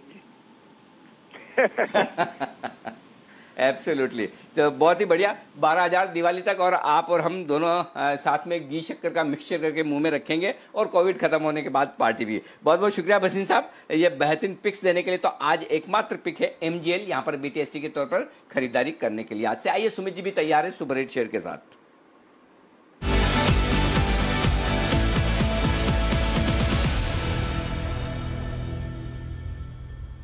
बताएं सुमित जी। अनिल जी, अब बारी है IDFC फर्स्ट बैंक की। तेजी करके चलने का सलाह रहेगा। स्टॉक 200 DMA लेवल ब्रेक कर रहा है ऊपर की तरफ। स्टॉक ने कल का हाई निकाला है। IDFC फर्स्ट बैंक में पिछले 3 से 4 दिन से लोअर लेवल से धीरे धीरे करके तेजी देखने को मिल रही है, और अब ये स्टॉक यहां से एक अच्छा अपसाइड मूव दिखाने को तैयार है। तो IDFC फर्स्ट बैंक के अंदर यहाँ पे खरीदारी करें CMP पे 3170 3180 के आसपास। नीचे में स्टॉक का जो सपोर्ट है 30 रुपए 50 पैसे के आसपास है। तो जब तक अब ये लेवल टूटेंगे नहीं तब तक स्टॉक में गिरावट नहीं आएगी। और यहां से स्टॉक 200 डीएमए के ऊपर आज क्लोजिंग देता है, तो इस हफ्ते में नहीं तो 4-5 दिनों के अंदर ये स्टॉक के अंदर 35 रुपए से लेकर 36 रुपए तक का अपसाइड मूव देखने को मिल सकता है। आईडीएफसी फर्स्ट बैंक के अंदर यहाँ पे लॉन्ग पोजीशन इनिशिएट करें, 30 रुपए 50 पैसे के आसपास नीचे में स्टॉप लॉस लगाएं, ऊपर में 34 रुपए से लेकर 36 रुपए तक का अपसाइड मूव स्टॉक के अंदर एक हफ्ते के अंदर देखने को मिल सकता है। तो खरीदारी करके चलने का सलाह रहेगा। ओके, तो ये है आपके लिए 34 और 36 रुपए तक के टारगेट के लिए खरीदारी करने की राय है आईडीएफसी फर्स्ट बैंक में। हेक्सावेयर जिसकी बात अभी हम कर रहे थे, उसकी डी लिस्टिंग के लिए आज ओपन ऑफर में शेयर टेंडर करने का है आखिरी दिन। देवांशी हमारे साथ जुड़ रही है डिटेल्स बताने के लिए। देवांशी बताइए। बिल्कुल अनिल जी, आप देखिए फिलहाल जिस तरह से लाइव बिडिंग चल रही है उसमें हम ये देख रहे हैं कि जो इंडिकेटिव प्राइस और साथ ही इनका जो ऑफर प्राइस है वहां से करीब 70% के प्रीमियम पर बिडिंग होती हुई दिख रही है। करीब 475 रुपीज प्रति शेयर के भाव पर जो मैक्सिमम बिड्स हैं वो आते हुए दिख रहे हैं। यही नहीं, अगर आप देखिए बाकी बिड्स को भी तो करीब 500 रुपए के मैक्सिमम प्राइस पर फिलहाल ये बिड्स आते हुए दिख रहे हैं। मैं आपको बता दूं कि आज इस डी लिस्टिंग की जो ऑफर प्राइस है इसमें बोलियां लगाने का आखिरी दिन है। साथ ही 17 सितंबर ये तारीख है जब तक जो प्रमोटर्स हैं वो अब काउंटर ऑफर दे सकते हैं 17 सितंबर तक। लेकिन मैं आपको बता दूं इनकी जो ऑफर प्राइस थी वो करीब 265 रुपीज प्रति शेयर पर तय की गई थी। तो वहां से काफी ज्यादा पर फिलहाल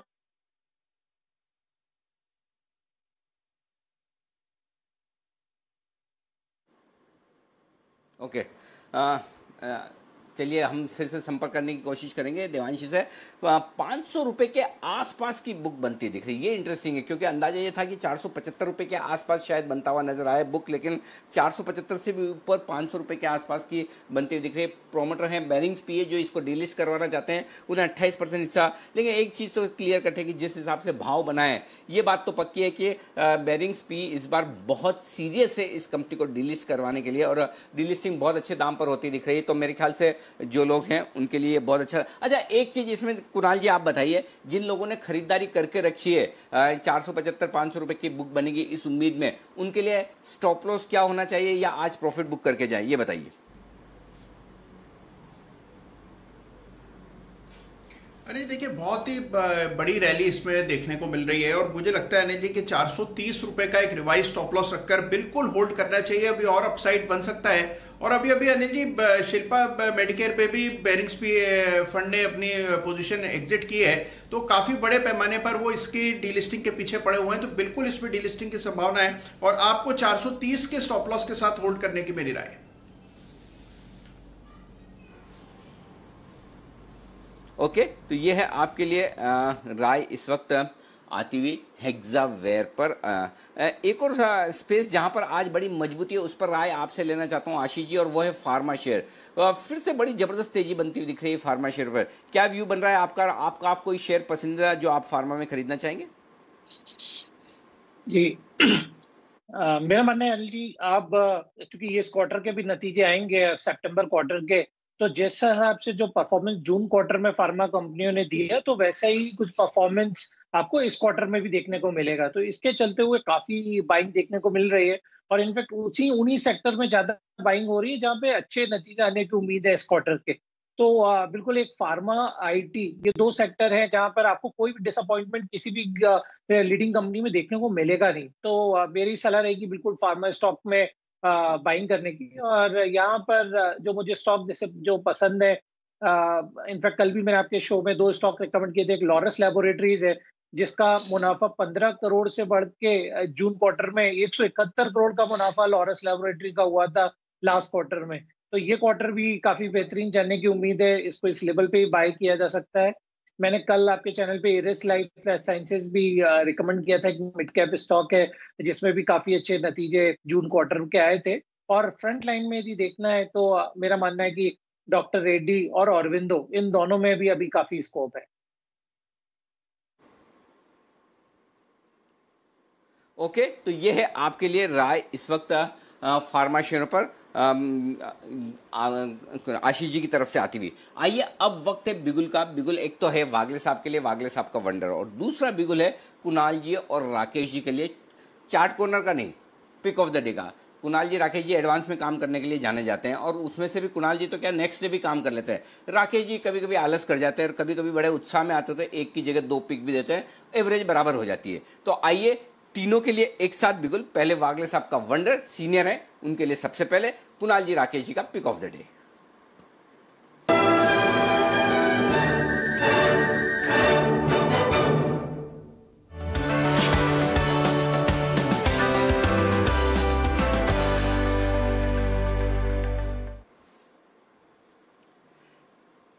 इसका मतलब आप समझ तो गए हैं कि दोनों ही तीनों ही, एक तरह से 3 बाकी एक तरह से 2 ना, इनके सबके कॉल्स एक ही स्टॉक पर हैं। और चलिए शुरुआत कीजिए वागले साहब आप, फिर मैं कुणाल जी और राकेश जी के पास पहुंचता हूं। अनिल जी, मेरा स्टॉक इंडसइंड बैंक है।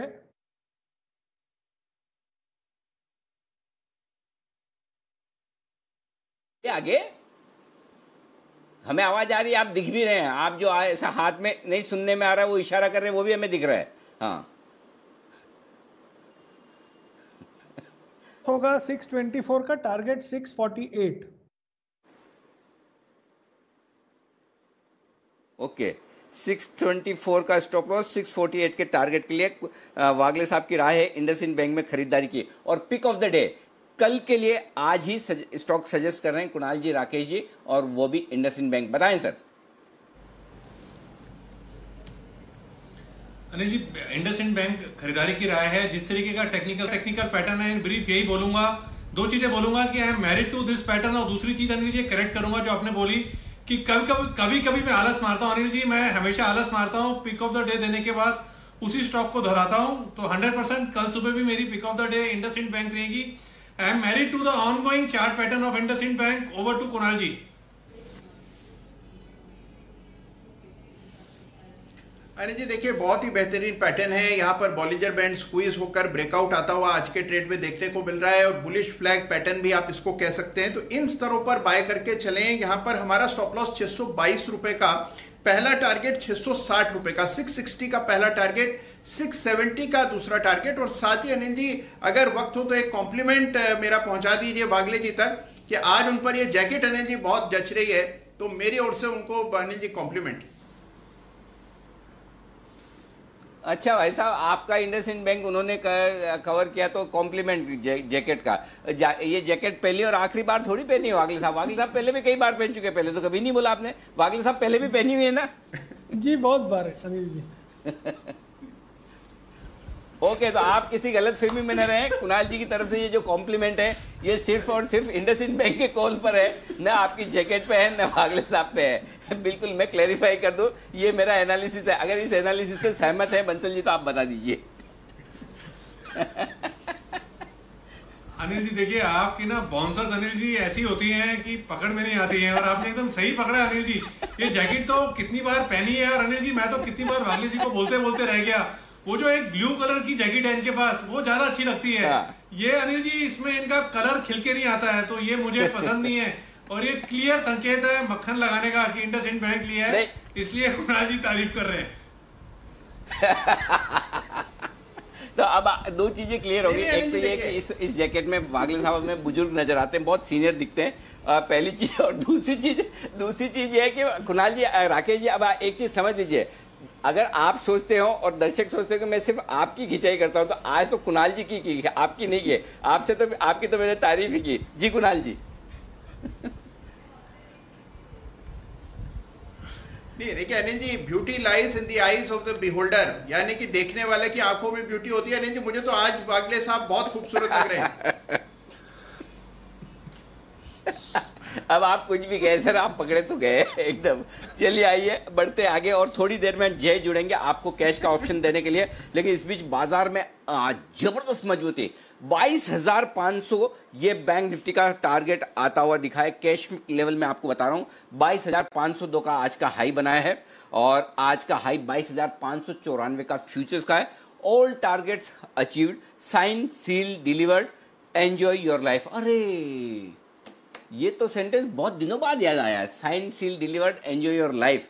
चलिए, तो बड़े दिनों बाद बैंक निफ्टी में ऐसा मूव भी आया कि कुछ ही घंटों का काम, दिनों का काम मिनटों में हो जाए। तो इस मिनटों का काम करने के लिए विश्वेश जी और नितिन जी, आपको भी बधाई। और नितिन जी ने भी, देखिए, मैं नितिन जी की भी बधाई करूंगा, क्योंकि देखिए इतना बढ़ने के बाद नितिन जी ने डेटा को पढ़कर समझकर हायर लेवल पे फिर से बैंक निफ्टी का बाय कॉल दिया। कवर्ड कॉल 22,500 का लीजिए और 22,800 का बेचिए। ये भी अपने आप में हिम्मत की बात है। नहीं तो मैं कई बार, मैं तो, आप बिलीव नहीं करेंगे कितनी बार ऐसा होता है कि बैंक निफ्टी में मैं सोचता हूँ कि कॉल दूंगा और 50-75 पॉइंट का मूव सोचते सोचते आ जाता है, तो फिर मैं छोड़ देता हूँ कि जाने दो, 50-75 पॉइंट बढ़ गया, अब थोड़ा रिस्क रिवॉर्ड रेशियो फेवरेबल कम हो जाएगा। लेकिन नितिन जी ने जो हिम्मत करके कॉल दिया, वाकई में काबिले तारीफ है। क्योंकि आपकी जगह नितिन जी में होता तो मैं 22,420 पे फिर से खरीदने की राय नहीं दे पाता, लेकिन आपने बहुत परफेक्ट सही लेवल पर आपने भी चुना। और विश्वेश जी तो खैर कमाल है ही है। तो बहुत ही बेहतरीन बैंकिंग शेयरों में एक्शन आता हुआ दिख रहा है। आइए, एक और स्टॉक है जो जबरदस्त तेज दौड़ लगाता दिख रहा है, और वो है IDFC लिमिटेड। आमतौर पर इस स्टॉक को सबने देखना बंद कर दिया। ये ऐसे ऐसे स्टॉक है, कुछ सुमित जी पता नहीं कहां से ढूंढ के लाते हैं। एक टाटा मोटर्स GVR, हम तो भूल ही गए थे कि वो लिस्टेड भी है, वो सुमित जी ने रिकमेंड किया, तब से भागे जा रहा है। और IDFC लिमिटेड कल जो सुमित जी ने दिया 17% ऊपर है। सुमित जी, जो कुछ कल का मेनू था आपका खाने का, वही हमेशा मेंटेन रखिए। क्या किया, ऐसा क्या दिखा था आपको IDFC में कल? सही में अनिल जी बहुत बढ़िया मूव मिला है। कल यही टाइम के आसपास 2:30-3 बजे के आसपास दिया था IDFC, और जो मूव सोचा था वैसा का वैसा मूव आया है। एक दिन में नहीं सोचा था, टू बी वेरी फ्रैंक, लेकिन बहुत बढ़िया मूव मिला है। 17% ऊपर है, स्टॉक में ब्रेकआउट है, 200 DMA के ऊपर है, राउंडिंग बॉटम है, बेस बना है स्टॉक में। अनिल जी और ऊपर का मूव आएगा। 36 रुपया इमीडिएट हर्डल है, वो टूटता है तो इस बारी 40 रुपए तक का अपसाइड मूव देखने को मिलेगा। तो ट्रेलिंग स्टॉप लॉस लगाएं और पोजीशंस को कैरी करें, बहुत बढ़िया अपसाइड मूव देखने को मिलेगा।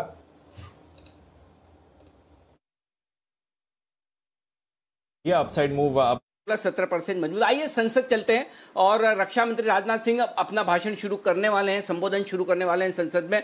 वो सबसे इंपॉर्टेंट इवेंट है आज। हमारे माननीय प्रधानमंत्री सुनिए उन्हें, राजनाथ सिंह, रक्षा मंत्री, भारत सरकार में लद्दाख का दौरा कर हमारे बहादुर जवानों से मुलाकात की थी। एवं उन्हें यह संदेश भी दिया था कि समस्त देशवासी अपने वीर जवानों के साथ खड़े हैं। अध्यक्ष महोदय, मैंने भी लद्दाख जाकर अपने शूरवीरों के साथ कुछ समय बिताया है, और मैं आपको यह बताना चाहता हूं कि मैंने उनके अदम्य साहस, शौर्य और पराक्रम को महसूस भी किया है। आप जानते हैं कि कर्नल संतोष बाबू और उनके 19 वीर साथियों ने अपनी मातृभूमि की रक्षा करते हुए अपना सर्वोच्च बलिदान दिया है। अध्यक्ष महोदय, कल ही सदन ने 2 मिनट मौन रखकर उन्हें अपनी श्रद्धांजलि अर्पित की है। सबसे पहले मैं संक्षेप में चाइना के साथ हमारे बाउंड्री इश्यूज के बारे में बताना चाहता हूं। जैसा कि सदन इस बात से अवगत है कि भारत एवं चीन की सीमा का प्रश्न अभी तक अनरिजॉल्व्ड है।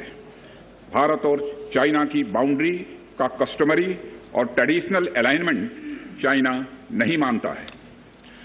हम यह मानते हैं कि यह अलाइनमेंट वेल एस्टेब्लिश्ड भौगोलिक सिद्धांतों पर आधारित है, जिसकी पुष्टि न केवल ट्रीटीज और एग्रीमेंट द्वारा बल्कि हिस्टोरिक यूजेस के प्रैक्टिसेस द्वारा भी हुई है। इससे दोनों देश सदियों से अवगत हैं, जबकि चाइना यह मानता है कि बाउंड्री अभी भी औपचारिक रूप से निर्धारित नहीं है। साथ ही चाइना यह भी मानता है कि हिस्टोरिकल ज्यूरिडिक्शन के आधार पर जो ट्रेडिशनल कस्टमरी लाइन है, उसके बारे में दोनों देशों की एक अलग अलग व्याख्या है। दोनों देश 1950 एवं 1960 के दशक में इस पर बातचीत कर रहे थे, परंतु इस पर म्यूचुअली एक्सेप्टेबल समाधान नहीं निकल पाया। जैसा कि यह सदन अच्छी तरह अवगत है कि चाइना भारत की लगभग 38,000 स्क्वायर किलोमीटर भूमि का अनधिकृत कब्जा लद्दाख में किए हुए हैं। इसके अलावा 1963 में एक तथाकथित बाउंड्री एग्रीमेंट के तहत पाकिस्तान ने पीओके की 5,180 स्क्वायर किलोमीटर भारतीय जमीन अवैध रूप से चाइना को सौंप दी है। चाइना अरुणाचल प्रदेश की सीमा से लगे हुए लगभग 90,000 स्क्वायर किलोमीटर भारतीय क्षेत्र को भी अपना बताता है। अध्यक्ष महोदय, भारत तथा चाइना दोनों ने औपचारिक तौर पर यह माना है कि सीमा का प्रश्न एक जटिल मुद्दा है जिसके समाधान के लिए पेशेंस की आवश्यकता है तथा इस इशू का फेयर, रीजनेबल और म्यूचुअली एक्सेप्टेबल समाधान शांतिपूर्ण बातचीत के द्वारा निकाला जाना चाहिए। अंतरिम रूप से दोनों पक्षों ने यह मान लिया है कि सीमा पर पीस और ट्रैंक्विलिटी बहाल रखना बाइलेटरल रिलेशंस को बढ़ाने के लिए यह अत्यंत आवश्यक है। मैं यह भी बताना चाहता हूं कि अभी तक इंडिया चाइना के बॉर्डर एरियाज में commonly delineated line of actual control नहीं है और एलएसी को लेकर दोनों का परसेप्शन अलग अलग है। इसलिए पीस और ट्रैंक्विलिटी बहाल रखने के लिए दोनों देशों के बीच कई तरह के एग्रीमेंट्स और प्रोटोकॉल्स भी हैं। इन समझौतों के तहत दोनों देशों ने यह माना है कि एलएसी पर पीस और ट्रैंक्विलिटी बहाल रखी जाएगी, जिस पर एलएसी की अपनी अपनी रेस्पेक्टिव पोजीशंस और बाउंड्री क्वेश्चन का कोई असर नहीं माना जाएगा। इस आधार पर वर्ष 1988 के बाद से दोनों देशों के बाइलेटरल रिलेशंस में काफी विकास हुआ था। भारत का मानना है कि बाइलेटरल रिलेशंस को विकसित किया जा सकता है तथा साथ ही साथ बाउंड्री मुद्दे के समाधान के बारे में भी चर्चा की जा सकती है, परंतु एलएसी पर पीस और ट्रैंक्विलिटी में किसी भी प्रकार की गंभीर स्थिति का बाइलेटरल रिलेशंस पर निश्चित रूप से असर पड़ेगा। अध्यक्ष महोदय, वर्ष 1993 और 1996 के समझौते में इस बात का जिक्र है कि एलएसी के पास दोनों देश अपनी सेनाओं की संख्या कम से कम रखेंगे। समझौते में यह भी है कि जब तक बाउंड्री इश्यूज का पूर्ण समाधान नहीं होता है तब तक एलएसी को स्ट्रिक्टली रेस्पेक्ट और एडहेर किया जाएगा और उसका उल्लंघन किसी भी सूरत में नहीं किया जाएगा। इन समझौतों में भारत व चाइना एलएसी के क्लैरिफिकेशन द्वारा एक कॉमन अंडरस्टैंडिंग पर पहुंचने के लिए भी कमिटेड हुए थे। इसके आधार पर 1990 से 2003 तक दोनों देशों द्वारा एलएसी पर एक कॉमन अंडरस्टैंडिंग बनाने की कोशिश की गई, लेकिन इसके बाद चाइना ने इस कार्रवाई को आगे बढ़ाने पर सहमति नहीं जताई। इसके कारण कई जगहों पर चाइना तथा भारत के बीच एलएसी परसेप्शंस में ओवरलैप है। इन क्षेत्रों में तथा बॉर्डर के कुछ अन्य इलाकों में दूसरे समझौतों के आधार पर दोनों की सेनाएं फेस ऑफ आज की स्थिति का समाधान निकालती हैं, जिससे कि शांति कायम हो। इससे पहले कि मैं सदन को वर्तमान स्थिति के बारे में बताऊं, अध्यक्ष महोदय, मैं यह बताना चाहता हूं कि सरकार की विभिन्न इंटेलिजेंस एजेंसीज के बीच कोऑर्डिनेशन का एक इलेबोरेट और टाइम टेस्टेड मैकेनिज्म है, जिसमें सेंट्रल आर्म्ड पुलिस फोर्सेज और तीनों हमारी आर्म्ड फोर्सेज की इंटेलिजेंस एजेंसीज भी शामिल हैं।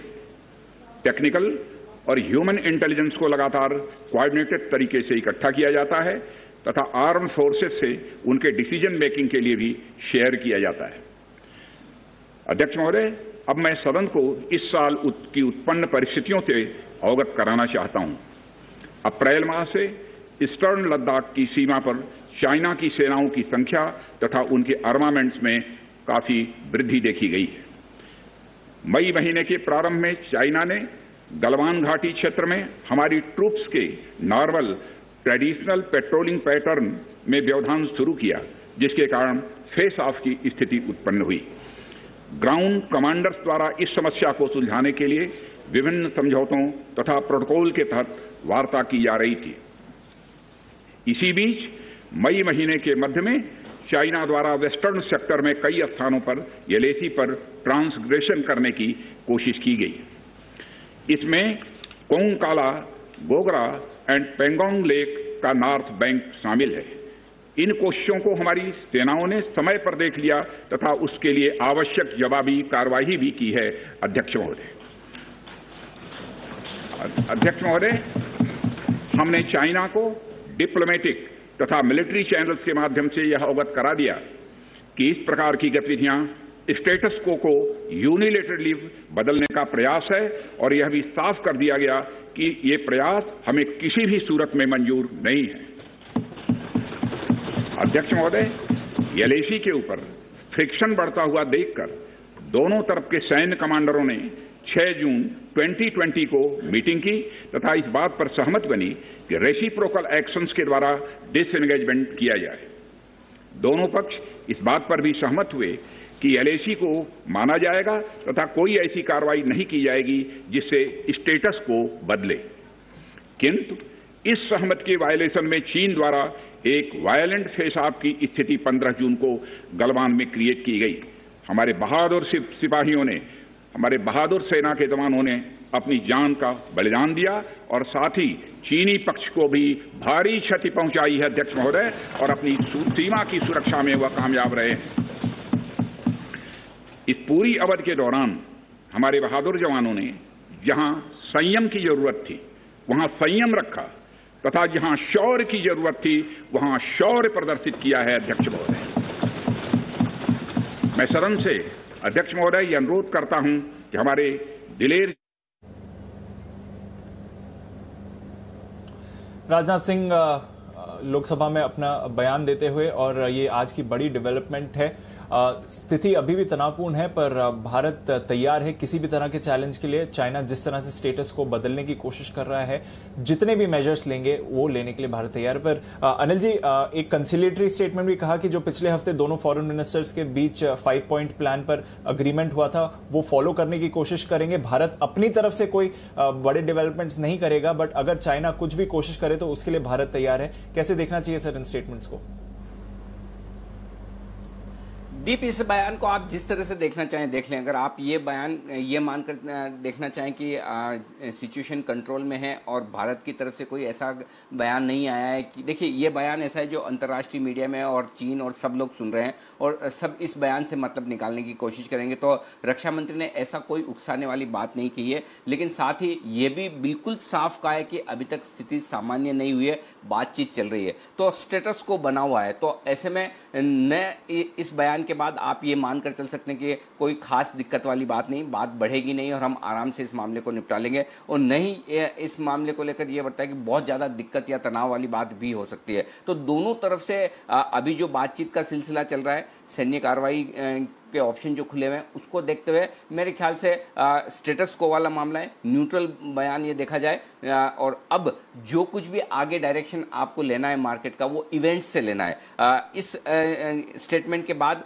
ये आप मानकर चलिए कि सिचुएशन पूरी तरह से सामान्य भी नहीं हुई, तो साथ ही ये भी मानकर चलिए कि भारत इस मामले को लेकर एग्रेसिव भी नहीं है, डिप्लोमेटिक तरीके से भी हैंडल करना चाहता है, लेकिन जरूरत पड़े तो मुकाबला करने को हम तैयार हैं और मुंह तोड़ जवाब भी देने को तैयार हैं। तो बिल्कुल सधावा स्टैंड रक्षा मंत्री ने जो रखा है, और इसलिए इस लिहाज से मैं ये कहूंगा कि बाजार के लिए पूरा एकदम न्यूट्रल है, न पॉजिटिव न नेगेटिव, आप दो इसे न्यूट्रल मानकर चलें। और सिंपल ये, अब इस लिहाज से अगर सीमा पर तनाव घटने की खबरें आएगी बाजार भागेगा, अगर बढ़ने की खबरें आई तो ब्रेक लगेगा। इसको इसी तरह से एग्जैक्टली आपको देखना चाहिए, सिंपल। आइए अब जल्दी से मैं आपके सामने कुछ ऑप्शन कॉल्स रख दूं। पहले नितिन जी तैयार हैं अपना ऑप्शन देने के लिए, और उसके बाद कैश का ऑप्शन देने के लिए जय भी हमारे साथ जुड़ेंगे। तो पहले नितिन जी के लिए बिगुल।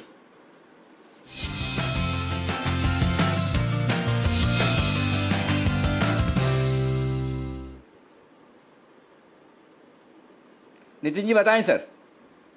अनिल जी, अशोक लीलैंड जिसमें काफी अच्छा ब्रेकआउट हो रहा है, तो इसमें हम 77 की कॉल ऑप्शन लेंगे जो आपको 3 रुपए में मिल रही है, और इसका स्टॉप लॉस 1.5 रुपए का रखेंगे, 1 रुपया 50 पैसे का, और टारगेट करीब 6 रुपए का रखेंगे। लग रहा है कि अशोक लीलैंड 82 83 की तरफ जाना चाहिए, जिसमें ये 77 स्ट्राइक की कॉल 6 रुपए तक जा सकती है। तो अशोक लीलैंड की कॉल ऑप्शन 3 रुपए में खरीदने की सलाह होगी। ओके, अशोक लेलैंड का कॉल ऑप्शन 3 रुपए में खरीदें, ये है आपके लिए राय। और ये 80 रुपए वाला कॉल ऑप्शन खरीदना है, राइट नितिन जी?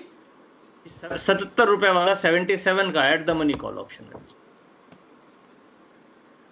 ओके, 77 वाला एट द मनी कॉल 3 रुपए में खरीदिए, ये राय नितिन जी की तरफ से आती हुई। आइए, जय ठक्कर तैयार है आपके लिए, और जय ठक्कर देंगे आपको एक बेहतरीन कैश का ऑप्शन।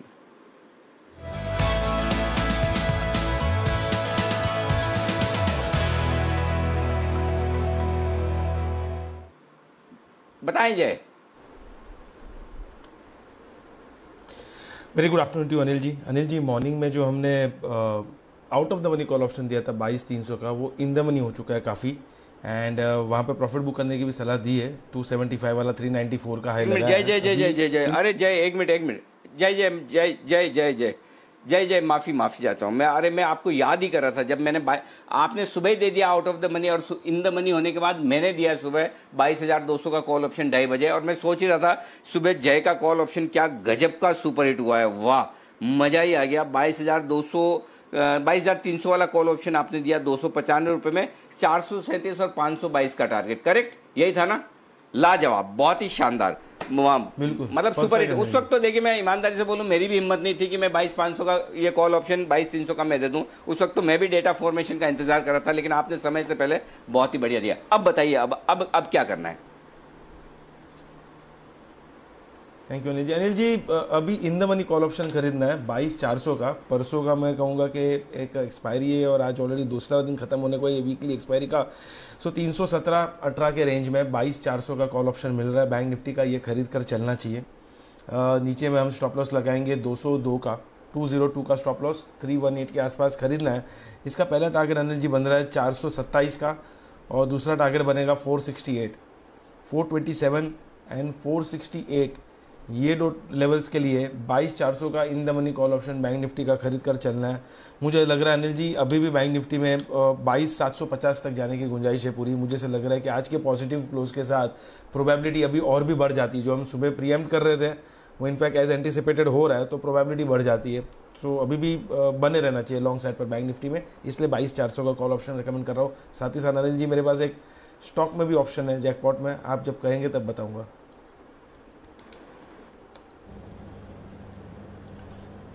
बस कुछ ही देर में जय आपका कैश का ऑप्शन भी लेते हैं, उससे पहले सुमित जी के पास एक कॉल तैयार है, तो सुमित के सुपर हिट का बिगुल बजाते हैं।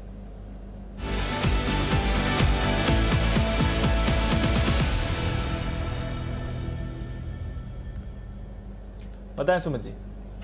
दीपांशु, बाय का स्टॉक रडार पे आया और ब्रेकआउट है स्टॉक में। 528 रुपए का भाव है। स्टॉक का नाम है गोदरेज एग्रोवेट लिमिटेड, गोदरेज एग्रोवेट लिमिटेड, जिसका सिंबल है गोदरेज एग्रो। स्टॉक के अंदर ब्रेकआउट है। स्टॉक के अंदर 4 लाख शेयर्स के आसपास का वॉल्यूम देखने को मिल रहा है। स्टॉक एक राइजिंग चैनल में ट्रेड कर रहा है। स्टॉक के रिसेंट के हाई ब्रेक हुए हैं और जो ब्रेकआउट स्टॉक के अंदर अभी देखने को मिल रहा है उसको देखते हुए मेरे को लगता है कि ये स्टॉक यहां से एक अच्छा अपसाइड मूव दिखाने को तैयार है। 550 का पहला टारगेट, 580 का दूसरा टारगेट। गोदरेज एग्रोवेट में सीएमपी पे खरीदारी करें, 2 से 5 दिन का व्यू लेके इसमें ट्रेड करें। नीचे में 510 का स्टॉप लॉस लगाएं। 550 और 580 ये 2 टारगेट्स जल्दी ही गोदरेज एग्रोवेट के अंदर देखने को मिल सकते हैं।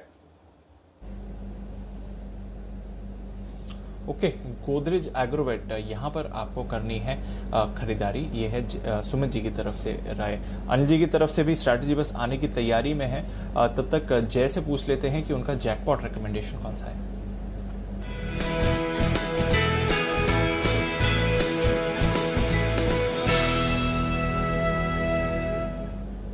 बताएं जय। दीपांशु, और एक in the money call option recommend करूंगा मैं स्टॉक साइड पर, वो है कोटक बैंक का 1320 का कॉल ऑप्शन, जो अभी 38.50, 38.75 इसके आसपास मिल रहा है। इसको खरीद कर चलना चाहिए।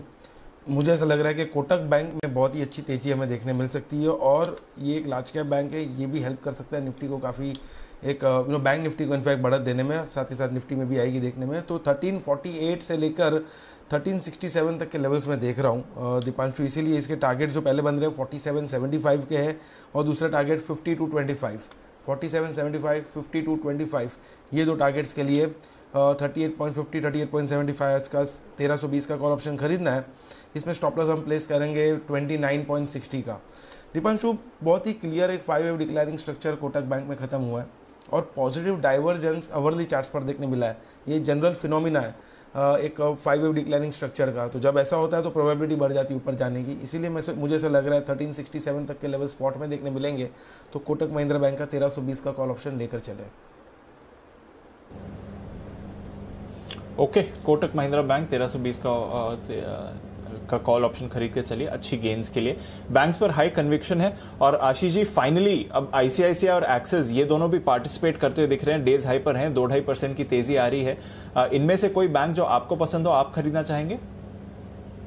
दोनों को ही बाय करना चाहूंगा। मेरा मानना है जो प्राइवेट सेक्टर बैंकिंग के स्टॉक्स हैं वो PSU के कंपैरिजन में आउट परफॉर्म करने वाले हैं इस, और पर्टिकुलरली जैसा मैं बात कर रहा था कि जहां नंबर्स अच्छे आने की उम्मीद है इस क्वार्टर में, तो ऑलरेडी फंड्स की तरफ से वहां बाइंग शुरू हो गई है। तो ICICI बैंक और एक्सिस बैंक इनफैक्ट दोनों पर बाय करने की सलाह रहेगी मेरी। नजर रखिए, दोनों डेज हाई पर हैं और अब बैंक निफ्टी पर एक शानदार अपमूव आ रहा है। जल्दी से बिगुल बजाते हैं अनिल जी की फाइनल स्ट्रैटेजी का।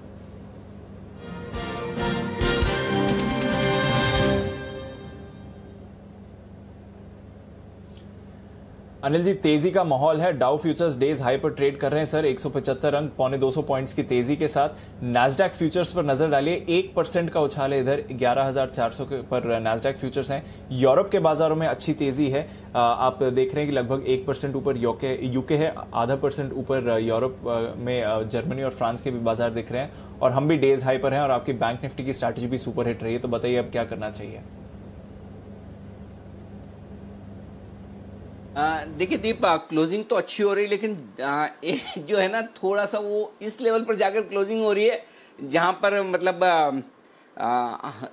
वो थोड़ा कंफ्यूजन का लेवल बरकरार है। देखिए, मुझे 22,500 के ऊपर क्लोजिंग चाहिए, 22,500 के ऊपर नहीं हो रही, लेकिन 22,500 से बहुत नीचे भी नहीं हो रही, पहली चीज। अब 11,550 के ऊपर क्लोजिंग चाहिए मुझे निफ्टी की, वहां नहीं हो रही कि उससे बहुत नीचे भी नहीं हो रही। तो मैं एक काम करूंगा, रिस्क रिवॉर्ड रेशियो मेरे लिए 450 अंक ऊपर बढ़ने के बाद बहुत फेवरेबल नहीं है बैंक निफ्टी पे, और 85 अंक बढ़ने के बाद निफ्टी पर फेवरेबल नहीं है। मैं कल के लिए इंतजार करूंगा। हाँ, अगर आपकी एंट्री सही लेवल पर हुई, जैसे 22,300 22,200 के आसपास आप बैंक निफ्टी एंटर कर चुके हैं, 11,475 पे आप निफ्टी एंटर कर चुके हैं, तो होल्ड करिए, कोई दिक्कत नहीं, हेज कर लीजिए। मैं आपको सिंपल एक चीज कहूंगा, आज रक्षा मंत्री का बयान हमने पूरे अच्छे से सुना और पूरी देर हमने चलाया भी। उसकी वजह यह कि अभी भी मैं ये समझना चाहता हूं कि चीन के साथ जो सीमा पर तनाव है वो खत्म हो गया क्या, या इसमें बात बढ़ने की गुंजाइश तो नहीं है। तो वो कंफर्ट अभी तक नहीं आ रहा है कि बात बढ़ने की गुंजाइश नहीं है। मैं चाहता हूं कि ना हो ऐसा, और नहीं हो, और ना हो तो बाजार के लिए भी अच्छा है, सबके लिए अच्छा है, लेकिन फिर भी वो एक रिस्क जो है ना, वो आपको ओवरनाइट हमेशा कैलकुलेट करके चलना पड़ेगा। तो अब आपको करना क्या है, बायस पॉजिटिव रखना है, लेकिन हेजिंग के साथ में। हमारी लाइन थी वही फिक्स है, think for the best, hope for the best, prepare for the worst. अगर हम ये दोनों चीज को साथ में लेकर चलेंगे तो क्लियर कट है। तो आपको क्या करना है, अगर तेजी की पोजीशन लेकर जाना तो 22,500 का at the money call option 22,800 का बेच के जाइए, या 22,700 का बेच दीजिए, जो आपको ठीक लगे। ये बैंक निफ्टी पे आपके लिए होगा 22,500 का कॉल प्लस 22,700 का माइनस, ये आपके लिए स्ट्रेटेजी होगी। निफ्टी 11,600 का प्लस, 11,700 का माइनस, एक एक कॉल के सामने, एक ऑप्शन के सामने दूसरा ऑप्शन बेच कर जाइए। या दूसरा काम आप ये कर सकते हैं, 22,500 का कॉल ऑप्शन खरीदिए, तेजी कर लीजिए, और हेज करने के लिए आज से नीचे 22,500 का पुट ले लें, माफ कीजिएगा 22,100, 22,000 का एक पुट खरीद लें। तो दोनों तरफ आपके लिए बड़े मूव अगर किसी वजह से आते हैं तो वो आपके लिए फायदे की बात हो सकती है। नीचे का पुट आपको काफी सस्ता भी मिल जाएगा, तो आप अपनी हेजिंग करके चलें। दूसरी बात, अगर इंट्राडे में अगर पोजीशन आपके प्रॉफिट अच्छा हो रहा है तो आप बुक करके भी जा सकते हैं। जी दी, ओके, तो ये है आपके लिए स्ट्रैटेजी, हेज करके जाइए। सुपर हिट कॉल रही थोड़ी देर पहले अनिल जी की बैंक निफ्टी पर, और देखिए ऑप्शंस के जरिए करा या जो स्पॉट के लेवल्स ये थे, दोनों ही टारगेट्स आपको आते हुए दिखे। एक बार देख लेते हैं क्या स्ट्रैटेजी दी गई थी। खरीदारी करनी है बैंक निफ्टी में। बैंक निफ्टी यहां से ब्रेकआउट देकर तेज दौड़ लगाकर दिन के हाई पॉइंट को पार करने को तैयार है। तो 22,450, 22,500 तक के टारगेट और ऊपर की तरफ आते हुए दिखेंगे बैंक निफ्टी में। दूसरा तरीका यह है कि आप 22,200 का कॉल ऑप्शन खरीद लें। 22,200 के कॉल ऑप्शन के टारगेट रखिए आप 400 रुपए, 475 रुपए और 525 रुपए। इन तीन टारगेट के लिए बैंक निफ्टी का 22,200 का कॉल ऑप्शन आप खरीद सकते हैं। ऑलमोस्ट सारे टारगेट्स मेरे बैंक निफ्टी पे आज के आ चुके हैं। 22,450 स्पॉट लेवल पर बैंक निफ्टी टारगेट हासिल कर चुका है। 22,455 का हाई बनाया है बैंक निफ्टी ने, और कॉल्स के भी जहां तक मुझे समझ में आता है ब्रॉडली सारे टारगेट्स लगभग हासिल होने आए होंगे।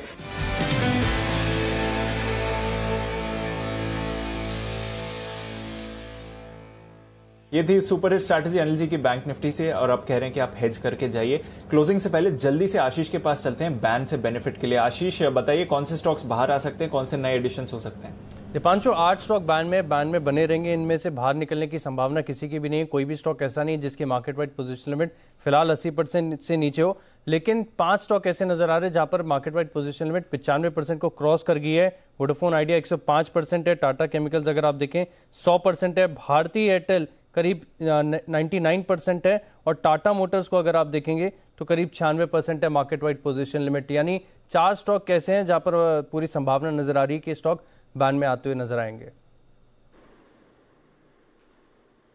भारतीय एयरटेल और टाटा मोटर भी बैन में, मेरे ख्याल से भारतीय एयरटेल तो इतिहास में पहली बार बैन में आएगा अगर आ जाएगा तो, है ना आशीष? बिल्कुल। आज तक मैंने कभी भारतीय एयरटेल को बैन में आते हुए नहीं देखा, कभी भी नहीं। अब मैं आपको सही में कह रहा हूं ईमानदारी से, थोड़े दिन बाद ऐसे होगा कौन कौन से स्टॉक्स बैन में बाहर है, मैं वही सवाल पूछूंगा जो बैन में है वो पूछने की जरूरत है। टाटा मोटर्स भी मुझे याद नहीं आता कि कब पिछली बार बैन में आया था, कभी बैन में ये स्टॉक ऐसे जो कभी बैन में। और अच्छा, टाटा केमिकल्स को बैन में लाने की तो क्रेडिट आप है ना कुणाल जी राकेश जी को दे दीजिए। कल उन्होंने रिकमेंड किया, आज बचा कुचा काम वरिंदर बंसल सुबह रिकमेंडेशन करके गए, जो उन्होंने एनालिसिस किया उसके बाद जो लोगों को समझ में आया कि टाटा केमिकल्स की क्या वैल्यू है, और वो टाटा केमिकल्स भी आ गया बैन में। तो 2 स्टॉक आज बैन में आ गए, आने की तैयारी में टाटा केमिकल्स और आइडिया। तो ठीक है, आइडिया की तो मर्जी पे है। अच्छा, आइडिया से किसी को फर्क भी नहीं पड़ता है बैन में रहे या बाहर आए। 10 रुपए का स्टॉक है तो सब लोग सोचते हैं कि डिलीवरी लेके बेच भी कर लेंगे, कोई इश्यू नहीं है। अगर बैन में है भी तो भी फर्क नहीं पड़ता। 10 रुपए के स्टॉक में उल्टा अच्छा है, वायदा कारोबार में ना भी रहे तो कोई दिक्कत नहीं है, आराम से आप खरीदते बेचते रहें, कोई दिक्कत वाली बात है नहीं। तो ये इंटरेस्टिंग है आपके लिए इस वक्त बैन से बेनिफिट। फाइनली आज के समापन समारोह का बिगुल बजने वाला है।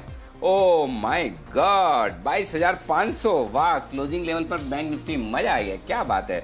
और आपको याद होगा दीप, कल हम बात कर रहे थे, कल क्लोजिंग के वक्त में आपको यही कह रहा था कि कोई पोजीशन बनाकर मत जाइए, आराम से फ्री रहिए, मौका बाजार आपको दे देगा। पूरे दिन भर मौका देने के बजाय आखिरी 1 घंटे में मौका दिया, और मौका भी क्या दिया, लगभग 250-300 पॉइंट का मूव बैंक निफ्टी ने नॉन स्टॉप दिया। छोड़ना चाहिए बस। जब पॉइंट ये है कि अगर पिच बड़ी उछाल वाली है और ऑफ स्टंप के बार वाली स्विंग होकर बॉल जा रही तो उसे छोड़ दीजिए। जरूरी थोड़ी कि बल्ला अड़ाना ही है, अननेसेसरी आप स्लिप में या विकेट कीपर के पास कैच हो जाएंगे। जब आपको लग जाए कि बॉल एकदम परफेक्ट आ रही है बैट पे और स्पिनर लगाया है, तब 2 कदम आगे निकलकर 6 टांग दीजिए, 4 मार दीजिए। तो मौका जब लूज बॉल मिले तो छोड़ना नहीं है, और बाहर जाती हुई बॉल्स के साथ छेड़खानी करनी नहीं है, ये ध्यान में रखिए। चलिए, बिना छेड़खानी के आज का ट्रेडिंग सेशन दिन के हाईएस्ट पॉइंट पर, और 2:30 बजे हम यही बात कर रहे थे कि जिस तरह का मूव बैंक निफ्टी में बन रहा है, दिन के हाईएस्ट पॉइंट पर बंद होने को तैयार है।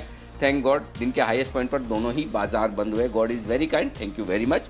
आइए क्लोजिंग जो हुई है प्रोविजनल बता दूं, 91 पॉइंट ऊपर निफ्टी बंद हुआ है, 407 पॉइंट ऊपर बैंक निफ्टी बंद हुआ है, 287 पॉइंट ऊपर 39,000 के ऊपर सेंसेक्स फिर से बंद होने में रहा है कामयाब। पूरा जोश फार्मा और बैंक से आता हुआ।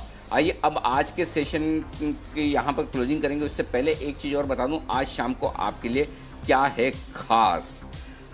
खास तो बहुत कुछ है। सबसे पहले तो 5 बजे का शो बता दूं आपको, इकोनॉमी रोड टू रिकवरी जो हमारी स्पेशल सीरीज, उसमें आज हम बात करेंगे टूरिज्म सेक्टर की, कि टूरिज्म सेक्टर में किस तरह की रिकवरी आई है, कितनी आनी बाकी है। फेस्टिव सीजन, छुट्टियों का माहौल अब ये है ना, दिवाली से लेकर दिसंबर तक ये जनरली छुट्टियों का माहौल रहता है। इसमें लंबे लंबे वीकेंड भी आते हैं। लंबा वीकेंड एक आ रहा है मेरे ख्याल से 2 अक्टूबर के आसपास। तो इन लंबे वीकेंड्स में लोग काफ़ी घूमने फिरने जाते हैं। तो इस सेक्टर की क्या उम्मीदें हैं सरकार से और क्या कुछ करना चाहिए, हमारे साथ कुछ खास मेहमान जुड़ेंगे। मेक माई ट्रिप के COO चीफ ऑपरेटिंग ऑफिसर विपुल प्रकाश साहब, वो जुड़ेंगे और उनसे हम जानेंगे। आप भी चाहें तो अपनी राय रख सकते हैं, रोड टू रिकवरी में ज़रूर बताइएगा।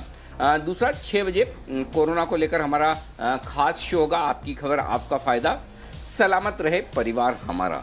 50 लाख ये है हिंदुस्तान में कोरोना के मामले, और सबसे बुरा हाल महाराष्ट्र का ही है, जहाँ हर 5 दिन में 1 लाख मरीज बढ़ रहे हैं। सरकार तय कर चुकी है कि पीछे मुड़कर नहीं देखना है, लेकिन हमें जैसे जैसे लॉकडाउन खुल रहा है उसी तरह से अपनी और अपने परिवार की ज़िंदगी भी बचानी है। इसीलिए महाराष्ट्र सरकार ने मेरा परिवार मेरी जिम्मेदारी ये कैंपेन शुरू किया है। इस कैंपेन की सारी डिटेल्स हम आपको बताएंगे। कोरोना की रोकथाम में ये कितना कारगर होगा इसके भी जवाब देंगे, और इस कैंपेन को अगर पूरे देश में लागू किया जाए तो क्या कोरोना को हम हरा सकते हैं, ये आपके लिए होगा। Okay, doctor MC Mishra, AIIMS के पूर्व director, doctor Rahul Pandit Covid task force Maharashtra से, और BMC के एडिशनल म्युनिसिपल कमिश्नर सुरेश काकानी साहब हमारे साथ कार्यक्रम में होंगे शामिल, जो आपको समझाएंगे। 8:30 बजे प्रोविडेंट फंड पर आपके लिए विशेष कार्यक्रम। ईपीएफओ ने प्रोविडेंट फंड पर मिलने वाले ब्याज की दरें तय कर दी है। 2 किश्तों में ब्याज मिलेगा। आप सोच रहे होंगे ये नए नियमों का मुझ पर क्या असर होगा, है ना? तो फिर और 2 किश्तों में ब्याज क्यों मिल रहा है, एक साथ क्यों नहीं? तो आप कोरोना काल में पैसों की तंगी को दूर करने के लिए पीएफ विड्रॉ करने की सोच रहे हैं, तो आपको क्या करना चाहिए ये जरा समझ लीजिए। और क्या पीएफ निकासी जरूरी है, इन सवालों के जवाब आपको मिलेंगे 8:26 पर। देखिएगा, ईपीएफ निकासी जरूरी या मजबूरी। तो एम्प्लॉइज प्रोविडेंट फंड को लेकर आपके सारे सवालों के जवाब मिलेंगे। और रात को 9 बजे आप एक बेहतरीन इंटरव्यू फिर से देख पाएंगे, और वो होगा मधुसूदन केला साहब का, एमके वेंचर्स के बाजार के जाने माने दिग्गज, जिन्होंने बाजार पर, सेक्टर्स पर, स्टॉक्स पर, मिड कैप स्मॉल कैप शेयरों की तेजी पर अपनी बेबाक राय आज रखी है। और उनका ये कहना है कि कुछ सरकारी कंपनियां, कुछ फार्मा कंपनियां, कुछ एपीआई और केमिकल वाली कंपनियां ये अभी भी बड़ी तेज़ दौड़ लगाएंगे और यहाँ पर अब भी बड़ी तेज़ी बनेगी। तो मधु केला की सारी आप थॉट प्रोसेस, उनका बाजार का डायरेक्शन जानिए समझिए। रात को 9 बजे एक बार फिर से ये शो आपके लिए होगा हाजिर। तो ये सारे शो हैं जहाँ पर आपको फोकस करना है। आइए, फाइनल क्लोजिंग 11,521 निफ्टी 81 अंक ऊपर, 364 पॉइंट ऊपर, 22,465। वही है ना, देखो वहीं जाके बंद हुआ, वही 22,470, 22,460 लगातार हम बात कर रहे हैं ना। देखिए 2 दिन पहले भी, कल का छोड़ दीजिए 22,101, परसों 22,479, उसके पहले 22,466 और आज 22,465। लगभग परसों की क्लोजिंग के आसपास, पहले रोज की क्लोजिंग के आसपास बाजार बंद होते हुए दिख रहे हैं। आइए, ओके, इससे पहले कि हम आप सब लोगों से विदा लें, कल बुधवार है। वैसे तो हमने अब एक नई सीरीज शुरुआत की है, और वो है हीरो या जीरो, और वो काफ़ी सुपर हिट भी रहा है। हीरो या जीरो विश्वेश जी ने भी पिछली बार दिया था, सुमित जी ने भी दिया था, मैंने भी दिया था, और ये सारे के सारे सुपर हिट्स हैं। आमतौर पर हीरो या जीरो सस्ते ऑप्शंस वाला ट्रेड है, जो कि एक्सपायरी के दिन है। लेकिन आप सब लोगों को एक सुविधा है, और दर्शकों को भी मैं बता दूँ, इन केस एक्सपायरी के एक दिन पहले भी आपको लगता है कि हीरो या जीरो के ट्रेड्स आपके लिए आ रहे हैं, तो आप कल भी इन ट्रेड्स की शुरुआत कर सकते हैं। एक्सपायरी के दिन तो है ही, नितिन जी भी देंगे, तो आप सब लोगों के लिए ये कल हीरो या जीरो वाले ट्रेड्स आपके लिए होंगे। चलिए, आप सभी से विदा लेने का वक्त है, और आप सब लोगों का बहुत बहुत शुक्रिया। आशीष जी, जय, विश्वेश, सुमित जी, साथ ही नितिन जी, कुणाल जी, राकेश जी, वागले साहब, आप सबका धन्यवाद। मुझे और दीप को इजाज़त दीजिए। कल सुबह आपसे फिर होगी मुलाकात। हंसते मुस्कुराते चेहरों के साथ मिलेगा कल सुबह जरूर हमारे साथ।